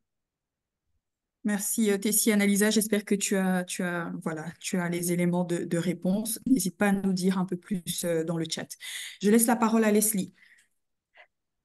Oui, merci. Euh, J'avais une question. En fait, je travaille avec des enfants et des adolescents en situation de handicap de différentes communautés. Et en fait, je me posais la question si vous aviez déjà travaillé avec les parents et les enfants sur le développement des compétences psychosociales dans ce but-là, en fait, en essayant de permettre de comprendre le développement psychosexuel des enfants, en impliquant les parents dans cette idée-là, et, et avec aussi pour objectif, du coup, de limiter, en fait, les risques de violences sexuelles. Enfin, c'est ce qu'on est en train d'essayer de faire et c'est ce qui vient aussi convaincre en fait souvent une grande partie des parents de d'aider et d'accompagner les enfants dans l'apprentissage de la découverte de leur corps et de pouvoir justement aussi nommer les parties intimes, de pouvoir finalement ne pas leur faire honte quand ils découvrent leur corps, mais parce que finalement, c'est aussi leur laisser découvrir, les laisser parler, nommer les choses, nommer les émotions. Et finalement, bah, notamment parce que les chiffres sont énormes, c'est des personnes vulnérables, donc le risque est d'autant plus accru. Et du coup, ça laisse derrière beaucoup plus de chances de pouvoir repérer ou de pouvoir arriver à, entre guillemets, le plus précocement possible en cas d'abus. Et je voulais savoir, voilà, si vous aviez déjà essayé avec ce type euh, de projet en partant voilà, des compétences psychosociales des enfants et des parents pour que ce soit du coup quelque chose de complet et où justement l'enfant se sent soutenu aussi chez lui. Donc, si je comprends bien, c'est de savoir comment est-ce qu'on fait l'accompagnement des parents finalement. C'est ça, pas Ouais, que des enfants, mais ouais. aussi avec finalement, euh, c'est comme par exemple quand on dit bah, on va aider les enfants Mhm, à la gestion des émotions. Si on le fait qu'à l'école, mais pas à l'extérieur, pas à la maison, pas dans les mhm, loisirs, pas. Et ben en fait, la zone est pas complète et du coup, c'est pas raccord en fait. Et plus en fait, mhm. dans tous les systèmes où évolue l'enfant, plus en fait, il va y arriver.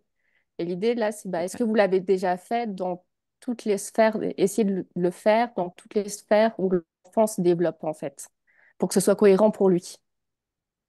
C'est une excellente question. Je travaille beaucoup avec les parents, l'accompagnement des familles, justement. Je pense que comme vous l'avez mentionné, c'est un aspect essentiel. En fait, on a besoin de ces différents piliers. On a besoin du pilier à l'école, puis on a besoin du pilier à la maison. Et, euh, et, et donc, oui, je travaille beaucoup avec les familles, avec cet accompagnement-là et comprendre qu'est-ce qu'on peut mettre en place, comme on l'a finalement nommé aujourd'hui, qu'est-ce que les parents peuvent mettre en place ou les familles pour accompagner le développement de leur enfant.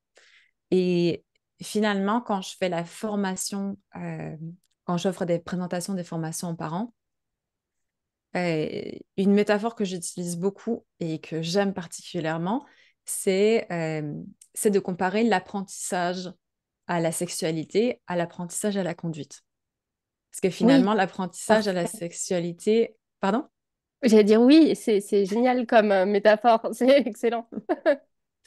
Parce que finalement, c'est l'éducation à la sexualité. Enfin, quand on en parle, on a toujours un peu cette idée de la conversation, de la grande conversation qu'il faut avoir. Dans aucun autre aspect de l'éducation, on a une seule conversation avec l'enfant. Et donc, l'apprentissage à la conduite, ce serait de dire si on approche la conduite de la même façon qu'on approche la sexualité, on n'aurait aucune conversation jusqu'à 17 ans.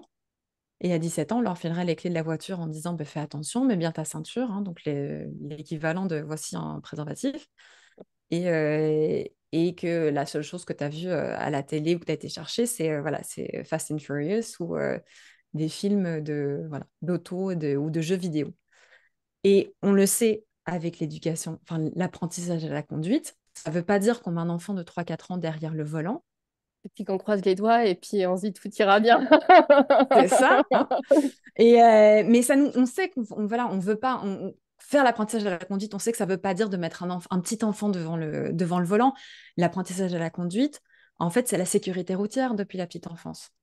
Oui. On leur explique comment mettre la ceinture, on leur explique comment traverser la rue. Et un petit enfant comprend c'est quoi un stop, un feu multicolore. Enfin, il a conscience de ça, il voit éventuellement soit de ses parents conduire une voiture, soit si on n'a pas de voiture, il a vu comment on conduisait le bus ou le tram, etc. Il sait qu'on voit la droite. Enfin, un enfant a compris toutes ces choses-là, éventuellement même compris le fonctionnement d'une voiture. Avant même qu'on lui donne les clés, on a la théorie.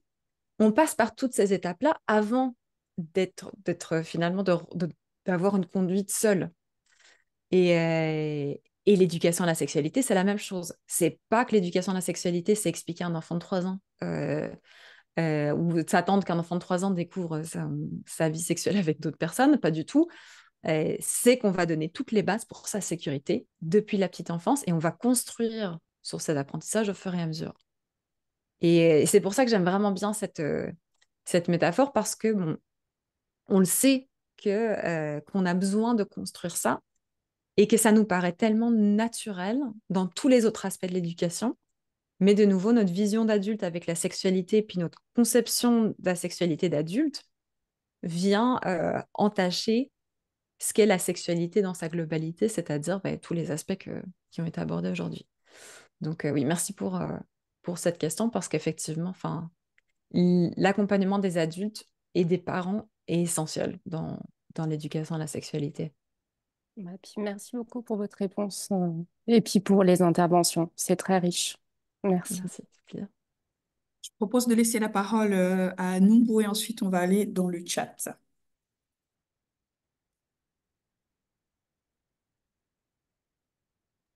Allô, vous m'écoutez? Oui, Bonsoir, mesdames.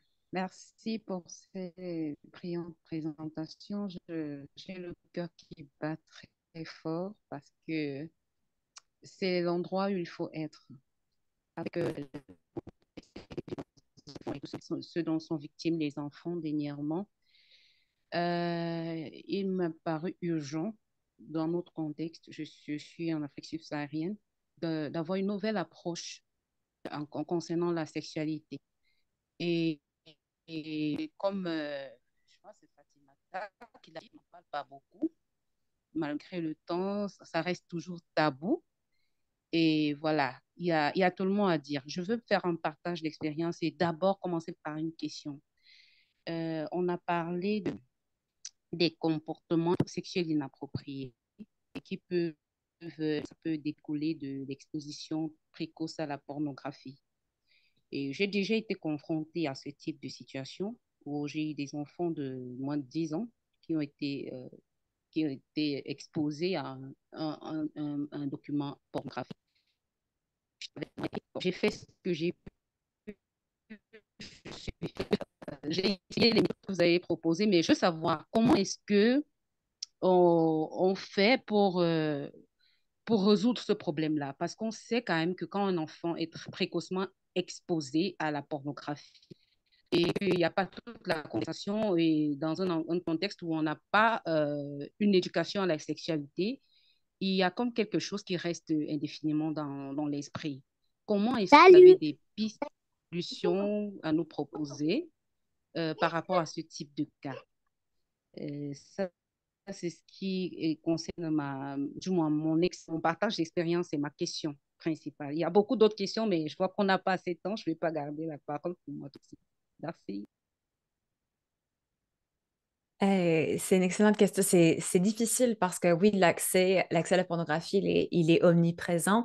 Comme je dis, effectivement, si on a l'occasion d'avoir des conversations, du moins euh, d'avoir des conversations globales sur comprendre ce qui a été vu, parce que c'est ça aussi qui choque, c'est d'être exposé à ça et puis de ne pas comprendre en fait ce qu'on a vu et de penser que ça reflète la vraie sexualité, enfin la sexualité qui se passe entre les humains, ceux qui ne sont pas devant une caméra.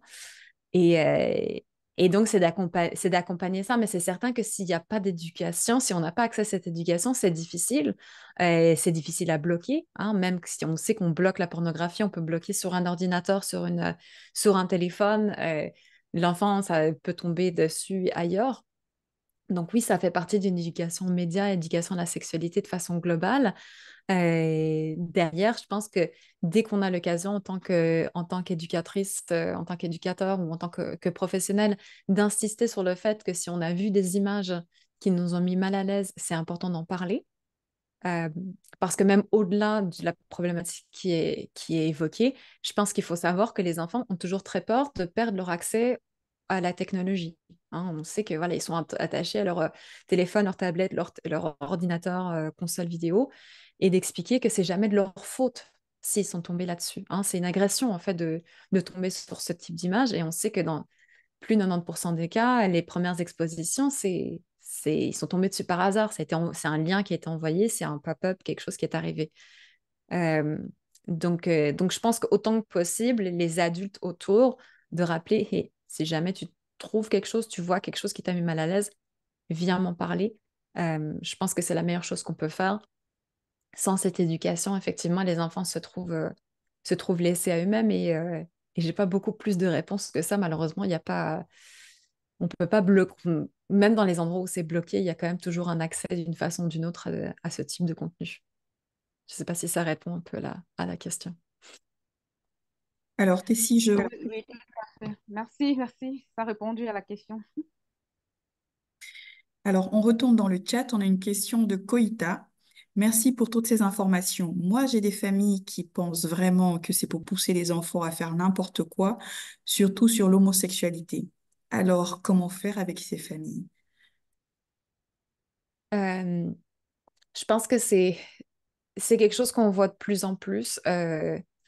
il y a beaucoup de désinformation au niveau de l'éducation à la sexualité, que ce soit en Europe ou que ce soit ici au Canada, on n'a pas été épargné non plus, et que l'éducation à la sexualité serait un lobby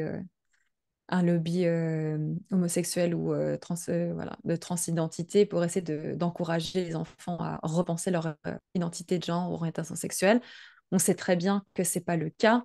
Euh, c'est difficile en fait de faire face à la désinformation. On l'a vu avec plein d'autres sujets, on l'a vu durant le Covid. C'est difficile de s'armer contre ce type de désinformation, surtout quand la désinformation est tellement omniprésente. Il suffit d'aller sur YouTube et de taper éducation à la sexualité pour voir qu'il y a énormément de fausses informations qui sont partagées. Euh, c'est de rappeler en fait finalement qu'on sait l'impact de l'éducation à la sexualité, qu'on sait que parce que c'est pas parce qu'on parle de la diversité de genre, de la diversité des orientations sexuelles, qu'il y a un lobby de pousser les enfants ou les jeunes à reconsidérer leur orientation sexuelle. Après, c'est de l'éducation à la sexualité en tant que telle, de comprendre qu'on ne choisit pas son orientation sexuelle, qu'on ne choisit pas son identité de genre, et que plus on va en parler, plus ça libère le champ de parole. Et j'avais vu il y a quelques semaines une intervenante qui expliquait que c'est un petit peu comme pendant longtemps, on n'avait pas le droit d'écrire avec la main gauche. Hein, les enfants étaient interdits d'écrire avec la main gauche. On leur attachait la main gauche derrière le dos, pardon. Et que dès que ça a été autorisé, il y a eu plein de personnes qui soudain coup étaient gauchères. Mais c'est la même chose, en fait, plus on en parle, c'est vrai, plus on libère la parole, plus on a cette possibilité, en fait, de réfléchir sur comment est-ce qu'on se sent vraiment. Et donc, ça donne une impression qu'il y a de plus en plus de personnes qui vont s'identifier comme trans, comme non-binaires, comme Antoine avec, avec enfin, là-bas, pas de saucisson pour toi. homosexuels ou autres. Et, euh, Ouais. et c'est de savoir que c'est pas une influence. C'est une influence dans le sens où on laisse la possibilité aux personnes d'avoir une réflexion sur comment est-ce qu'ils se sentent. Mais c'est difficile à déconstruire. Si j'avais une formule, je le dirais, je l'aurais utilisée depuis longtemps. Oui, j'imagine. Mais et donc justement cette question Koïta, ça me voilà, je fais le lien avec l'expérience que Sarah nous partageait au début. Je pense que ça peut aussi être voilà un prétexte aussi finalement pour pour entrer en contact hein, ou alors poser la problématique finalement avec ces familles. Et je prends aussi l'exemple du Games Belgique, mais finalement aussi c'est comme ça que la question la question est arrivée aussi dans les ateliers, c'est de pouvoir amener la question, questionner les parents, comme disait ma collègue, qu'est-ce qui vous fait peur, voilà, c'est finalement d'aller à la rencontre de ces craintes, de ces questionnements et y amener toutes les informations nécessaires, mais aussi le cadre, hein, finalement, de ces informations-là. Et aussi en tant que parent, et c'est ce que je disais, il y a des femmes qui au début étaient très réfractaires, mais avec tout le processus se disent, ah mais ouais, j'aurais bien aimé avoir ces informations depuis, mais là là en tant que maman, je me sens ressourcée, mais ce serait aussi intéressant que ma fille puisse avoir accès à ces informations, voilà, voilà, tant qu'elle est encore jeune, quoi. Il y a une autre question, Fred, avant de venir vers toi, je vais juste finir avec les questions du chat. Koïta qui revient en disant, nous travaillons avec les jeunes ados sur le corps, les coutumes et traditions, sur la sexualité, ou vraiment très différent d'un pays à l'autre. Oui. Donc, c'était un petit peu pour amener du contexte à sa question. Et on a une autre question. Bonjour, j'ai pas très bien compris la différence entre l'automutilation et la masturbation. Je pense que c'était autostimulation, Marie. L'autostimulation, Oui. c'est moi aussi. Oui. L'autostimulation et la masturbation. Alors, c'est deux termes différents. Finalement, c'est parce que l'autostimulation, c'est parfois ce qu'on appelle aussi la masturbation infantile et puis la masturbation d'adulte. La différence, finalement, elle est dans l'intention. Donc, c'est de comprendre que les enfants vont toucher leur partie génitale dans un but, finalement, d'apaisement. C'est une partie du corps qui est sensible, on le sait, hein, que ce soit le gland du pénis, le clitoris, ces parties-là du corps sont des parties qui sont sensibles. Et en tant qu'enfant, en fait, finalement, de toucher ces parties-là, c'est quelque chose qui peut relaxer, qui peut aider à se détendre. Alors que ce qu'on voit, c'est la masturbation adulte, ou enfin à partir de l'adolescence, il y a plus une intention érotique derrière. Pas toujours, mais généralement une intention érotique qui est associée à la masturbation. Donc, là, la différence, c'est qu'il n'y a pas du tout un imaginaire érotique pour les enfants, c'est plus pour se calmer, alors que la masturbation d'adulte, c'est plus vers cet aspect-là érotique. Merci, Tessie. Fred, je te laisse la parole. Oui, bonjour. Euh, voilà, en fait, c'était aussi pour revenir sur la remarque de Koïta par rapport à l'aspect culturel des choses. Donc, moi, je suis dans une ASBL que j'ai créée qui propose de l'EVRAS féministe et consciente à partir de la pleine conscience, entre autres, pour la découverte du corps, des sensations, des émotions, et de voir aussi, de faire confiance à son corps, à ses émotions, quand elle nous indique en fait qu'effectivement, c'est pas OK ce qui se passe là pour nous.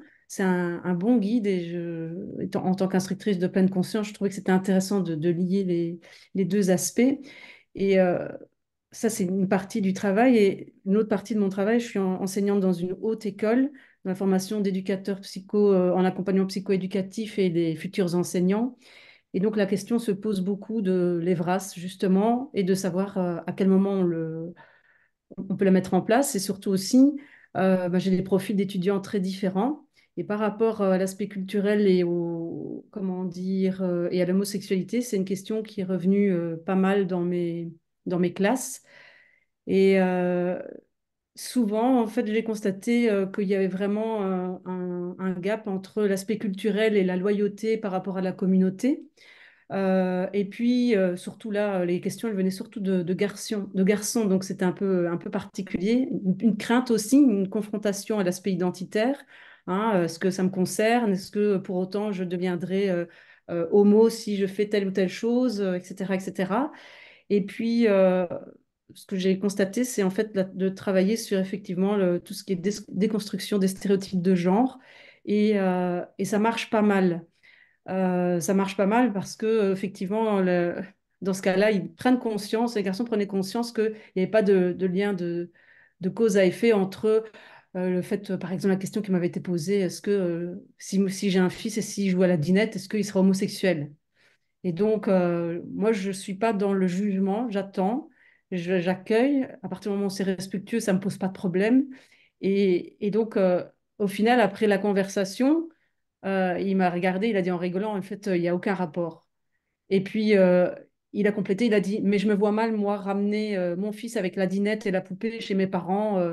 Et j'ai dit, bah oui, voilà. Donc, il y a vraiment deux choses assez intéressantes qui me semblaient importantes de travailler avec eux. L'aspect culturel et la prise de conscience de ce qui est de l'ordre de la culture et de la loyauté à la communauté, de fait bah oui, de faire partie de cette communauté, c'est vraiment important.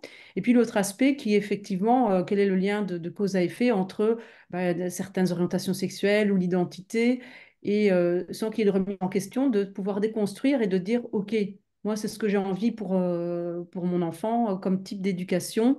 Donc voilà, c'était assez intéressant. Je trouve qu'au final, c'est la méthode pour moi qui marche le mieux, mais j'ai la chance, moi, de pouvoir discuter en classe avec les étudiants et j'ai pas les parents. Et peut-être qu'au final, ce serait bien aussi que j'ai des parents, faire des ateliers avec des parents. Ça pourrait être intéressant de déconstruire aussi leur représentation par rapport à toute une série de choses. Et il y a beaucoup d'aspects culturels, notamment dans les pratiques sexuelles, enfin, dans plein de choses, dans la maternité, dans l'éducation.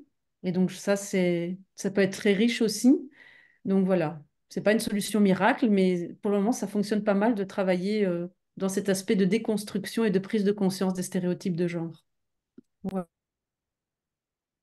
Merci, merci Fred de partager ça. Justement, c'est aussi la méthode de travail justement du GAMS. Et voilà, je regarde mes collègues qui sont en ligne.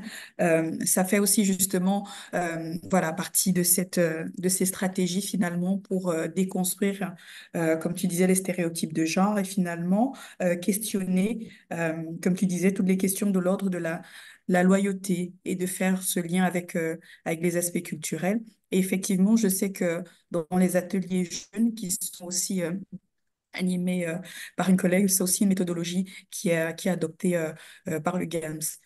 Donc voilà, ça pourrait être un élément de rencontre, hein, justement, avec les équipes du GAMS de Bruxelles, justement, qui ont cette approche-là dans les ateliers jeunes et qui, effectivement, travaillent actuellement aussi la question de l'EVRAS. Mais c'est que des jeunes filles, hein, bien entendu. Et à l'issue justement aussi de ces ateliers, il y a une production, il y a une réflexion à une production artistique ou pas. Donc c'est aussi ce moyen d'expression-là que ces jeunes-là choisissent aussi pour faire passer le message de ces différents ateliers euh, d'échange. Alors, je reviens vite dans le chat. Mais en tout cas, merci beaucoup Fred pour ce partage d'expérience.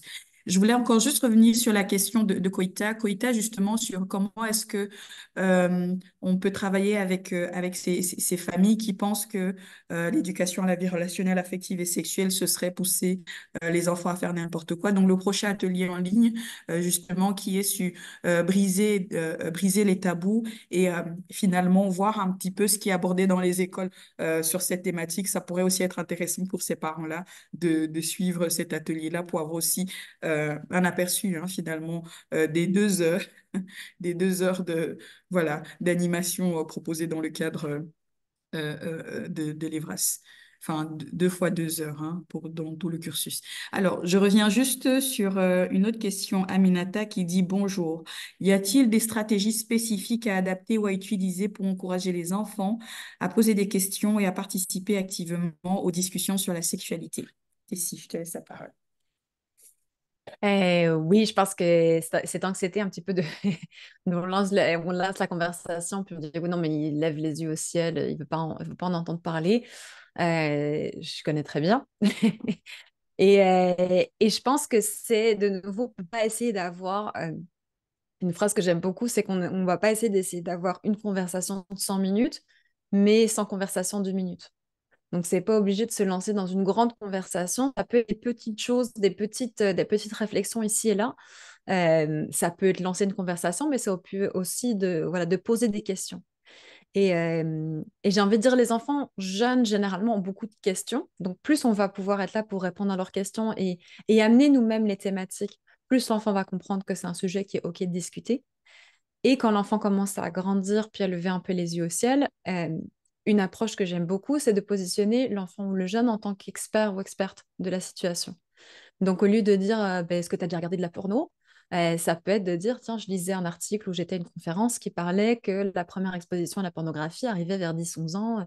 Ça me paraît fou et tout. Qu'est-ce que tu en penses? Enfin, moi, je pense pas que c'est possible. On positionne l'enfant ou le jeune en tant qu'expert et on ouvre de conversation.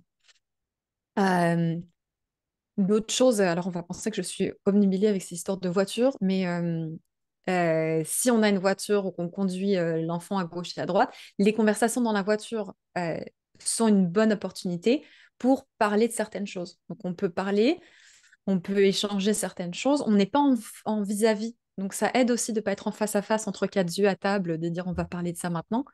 Mais d'avoir des situations, que ce soit dans la voiture ou autre, ça peut être on est en train de cuisiner ensemble, on est parti se promener, on est en train, je sais pas, la pêche, j'en sais rien. Une situation dans laquelle on est peut-être l'un ou l'une à côté de l'autre et on peut lancer ces petites conversations. J'encourage aussi d'utiliser les médias autant que possible, de nouveau, de faire ce lien entre éducation à la sexualité et aux médias. On regarde une série, on regarde Netflix, et il y a des relations amoureuses qui se passent, ou une relation deux protagonistes qui s'embrassent, de dire, tiens, est-ce que tu penses que ça se passe comme ça dans la vraie vie? Est-ce que les personnes peuvent juste s'embrasser comme ça sans demander? Qu'est-ce qu'ils auraient pu faire pour qu'il y ait du consentement? On peut faire ça avec des dessins animés, on peut faire ça avec des films, on peut faire ça avec la télé-réalité. Il y a plein d'occasions des médias ou à travers même les publicités, on le sait, les publicités sexualisées à travers la ville, Ouais. d'avoir une réflexion là-dessus. Donc voilà, c'est un petit peu les petites façons de lancer ces petites conversations plutôt que de se dire qu'il faut que je me prépare à la conversation. Ouais, de programmer une conversation, une petite réunion.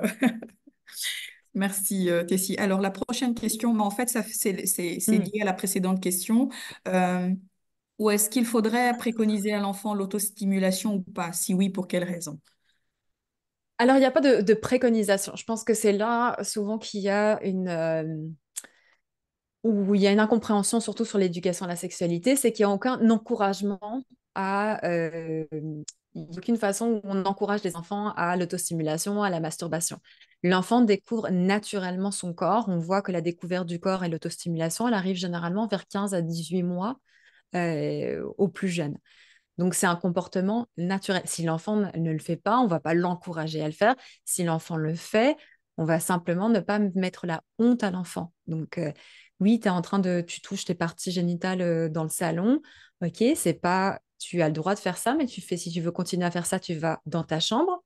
Ou si tu veux rester dans le salon, alors tu arrêtes de faire ça parce qu'on est dans un endroit qui est public. C'est pas une mauvaise chose, mais c'est quelque chose, un comportement qui est privé. Donc, on va cadrer le comportement. Il y a pas d'encouragement, il y a juste de cadrer finalement et de ne pas en faire quelque chose de négatif ou de tabou. Voilà. Merci. Alors, il y a un autre commentaire de Leslie. Je pense que c'est par rapport à ton intervention, Fred. Dans l'éducation, la dinette, c'est verser dans des contenants, etc. C'est imiter papa ou maman qui cuisine. Ce n'est pas forcément genré. En Alors, fait, oui, c'était pour revenir sur les questions qu'on peut avoir des fois sur encourager, enfin, c'est pas encourager, mais c'est décourager, par exemple, un garçon à jouer avec une poupée ou la dinette de sa sœur, etc. Où effectivement, bah, quelquefois, par exemple, les parents le prennent pas très bien.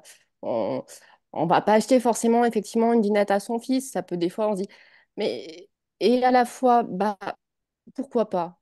Euh, c'est et c'est là où j'aimais bien aussi l'intervention. Je veux pas me tromper dans le nom. La deuxième intervenante, c'est Fatoumata? Fatoumata, euh, qui alors c'est vraiment dans un autre degré, mais qui expliquait que par rapport qui changeait par rapport à ce que les mères ont connu, qui voilà, n'étaient pas forcément à l'aise avec ce que faisait leur fille, parce voilà, elles avaient plus leur clitoris, mais elles essayaient voilà, de changer leur comportement pour le bien-être de leur fille. Et je trouve ça formidable en fait. Et ça demande, voilà, enfin, c'est une réorganisation de soi, de sa pensée, enfin, de toute une culture. Et je crois il y a quelque chose aussi où c'est pas évident, effectivement, pour les parents aujourd'hui, des fois de se dire, bah oui, on n'a pas été élevé forcément comme ça. Effectivement, on nous a souvent dit, bah un garçon, ça doit être fort, ça doit pas pleurer, ça doit jouer avec des tracteurs, les filles avec des poupées, etc. Mais si on regarde d'un point de vue éducatif, enfin, ou peu importe, enfin, si l'enfant il a envie de jouer avec une dinette, on demande bien aujourd'hui aux hommes de cuisiner et de faire le ménage. Pourquoi on empêcherait un petit garçon de jouer avec une dinette? En fait, non. Et c'est pas l'encourager euh, à devenir homosexuel ou quoi que ce soit. Enfin, des fois, on est là à dire oui, mais l'éducation à, à la sexualité, ça va potentiellement en faire des homosexuels ou je ne sais quoi. Oui, mais aujourd'hui, combien de gens on voit à 60 ans qui affichent leur homosexualité alors qu'ils sont mariés depuis 40 ans? J'ai envie de dire, je pense que je préférerais apprendre que mon fils est homosexuel à 15 ans, à 18 ans, plutôt qu'il se dévoile à 60 ans. Ça veut dire quoi? 45 ans de mal-être avec son identité parce qu'il n'a pas pu finalement la révéler. Euh, oui, effectivement, on peut dire qu'aujourd'hui, il y a plus d'homosexuels. Mais c'est peut-être pas parce que, en fait, il y en a plus, c'est tout simplement parce que les tabous se lèvent et parce qu'on permet aux gens d'exister dans leur identité. Et c'est pas en fait finalement le nombre qui s'élève, c'est juste qu'on permet petit à petit aux gens d'exister avec leur propre identité, avec ce qu'ils sont eux. Et je crois que c'est là aussi où bah, c'est pas facile effectivement bah, des fois de se dire bah oui j'ai pas été élevée comme ça va peut-être pas plaire à mes parents, à ma communauté, à la façon dont j'ai été élevée, ça vient bouleverser chez moi Mhm. mes valeurs, certaines choses, mais mais c'est pour mon enfant, c'est son bien-être. Et je suis là aussi pour lui offrir une meilleure, des meilleures chances, Tout à un fait. meilleur bien-être. Et je crois que bah, si ça vient nous bousculer, bah, ouais, c'est pas agréable, mais on est parents ou professionnels ou éducateurs aussi pour leur apporter ça aussi, même si ça, des fois, ça nous met peut-être un peu mal à l'aise. Merci, Leslie. Je vais laisser la parole à Sarah. Oui, merci. En fait, je voulais juste insister sur ce que Tessie a dit. Elle a dit au travers de sa présentation aussi, en revenant sur la question de comment encadrer un enfant ou encourager un enfant à parler de sexualité et autres. Et je pense déjà, en tant que professionnel, c'est essentiel de se former auprès des structures qui voilà, vont aider à travailler ses propres représentations, à déconstruire ses repères éducatifs, etc., parce qu'on en a tous en tant que professionnels. Et c'est aussi prendre conscience de ses propres limites en tant que tant parent et ou professionnel. C'est où est-ce qu'on est prêt enfin, est-ce que je me sens à même de pouvoir aborder cette thématique? Comment? Est-ce que je vais donner les bonnes clés? Oui ou non? Et est-ce que je vais faire la démarche de me renseigner pas, chez d'autres professionnels ou non?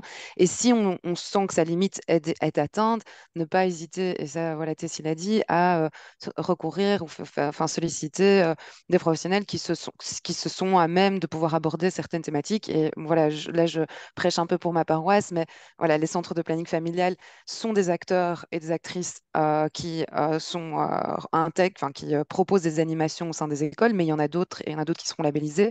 Et donc, ne pas hésiter à envoyer parfois un jeune qui se poserait des questions dans un centre de planning familial parce que peut-être qu'il y trouvera des réponses que peut-être le parent ou un professionnel ne se sent pas à même de pouvoir aborder. Donc voilà, c'était tout. Merci. Merci beaucoup, Sarah. Il y a une dernière question dans le chat de Koïta. Merci vraiment. Que faire avec le politique religieux qui utilise les phrases pour manipuler certaines personnes? Merci.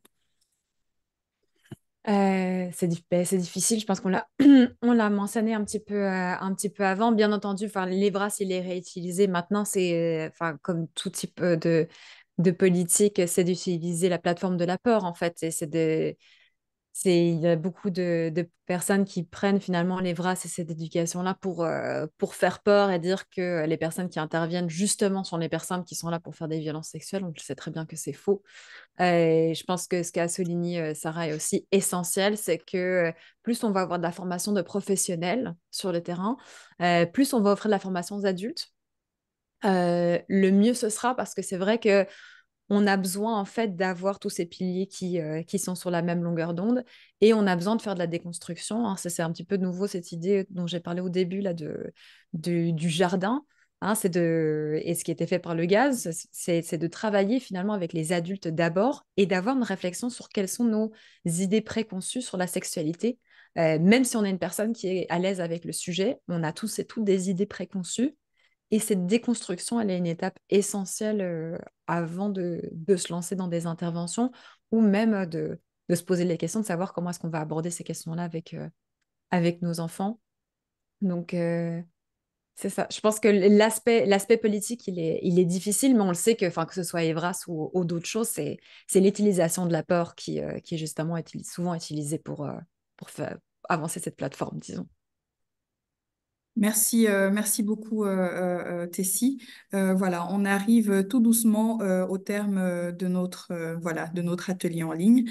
Je voulais vous inviter à prendre 2 minutes pour remplir le petit questionnaire d'évaluation qui est dans le chat. On a aussi un message d'Annalisa qui dit merci, message de remerciement, très beau webinaire, complet, bienveillant, enrichissant, essentiel et indispensable. Je repars avec de nouveaux outils. Merci aux intervenantes. Je me réjouis de la suite des webinaires. Alors, voilà, je vous invite à, à prendre 2 petites minutes et à compléter ce questionnaire, voilà, ce petit formulaire d'évaluation. Alors voilà, je propose, voilà, s'il n'y a plus de questions, de clôturer ici. Je vous remercie voilà, pour votre participation. Merci pour cette flexibilité. Voilà. Vous avez été voilà, très nombreuses à nous suivre et nombreux à nous suivre cet après-midi, voilà, malgré le petit changement de temps. Un merci particulier à Tessie, voilà, qui voilà, est à Vancouver et qui a dû se lever à 6 heures pour animer cet atelier. Merci beaucoup à Tessie pour ces échanges voilà, bienveillants, très enrichissants. Et voilà, je te remercie aussi, Fatoumata. Et voilà, je conclus vraiment sur ces éléments que Sarah et toi, vous avez mis en évidence quand on parlait justement de l'ivresse et de cette responsabilité partagée entre parents et professionnels. Bah, justement, en conclusion, bah, on voit justement que c'est important, juste en tant que professionnel, comme vous avez dit, de se former, de questionner, de se décentrer, de questionner ses propres représentations, mais aussi ses propres limites. Et en tant que parent, bah, c'est aussi de se questionner voilà sur voilà comment aborder la question, avoir les bons outils, les bonnes ressources et aussi connaître ses limites et justement en faisant appel aussi aux besoins aux différents professionnels, notamment les centres de planning justement Mm. qui seront justement agréés à faire ces animations dans le cadre de cet accord de coopération. En tout cas, merci à toutes et à tous. Et voilà, n'hésitez pas à nous suivre pour ceux et celles qui ne sont pas encore membres, voilà, sur nos différents réseaux sociaux. Et voilà, voilà, je vous remercie et je vous souhaite une belle fin de journée et une belle journée à toi, Tessie. Merci. Merci de m'avoir invitée et Avec merci plaisir. à tout le monde d'avoir été là. Merci. Au revoir. Bonne fin de journée. Merci, au revoir. Au revoir. Oui.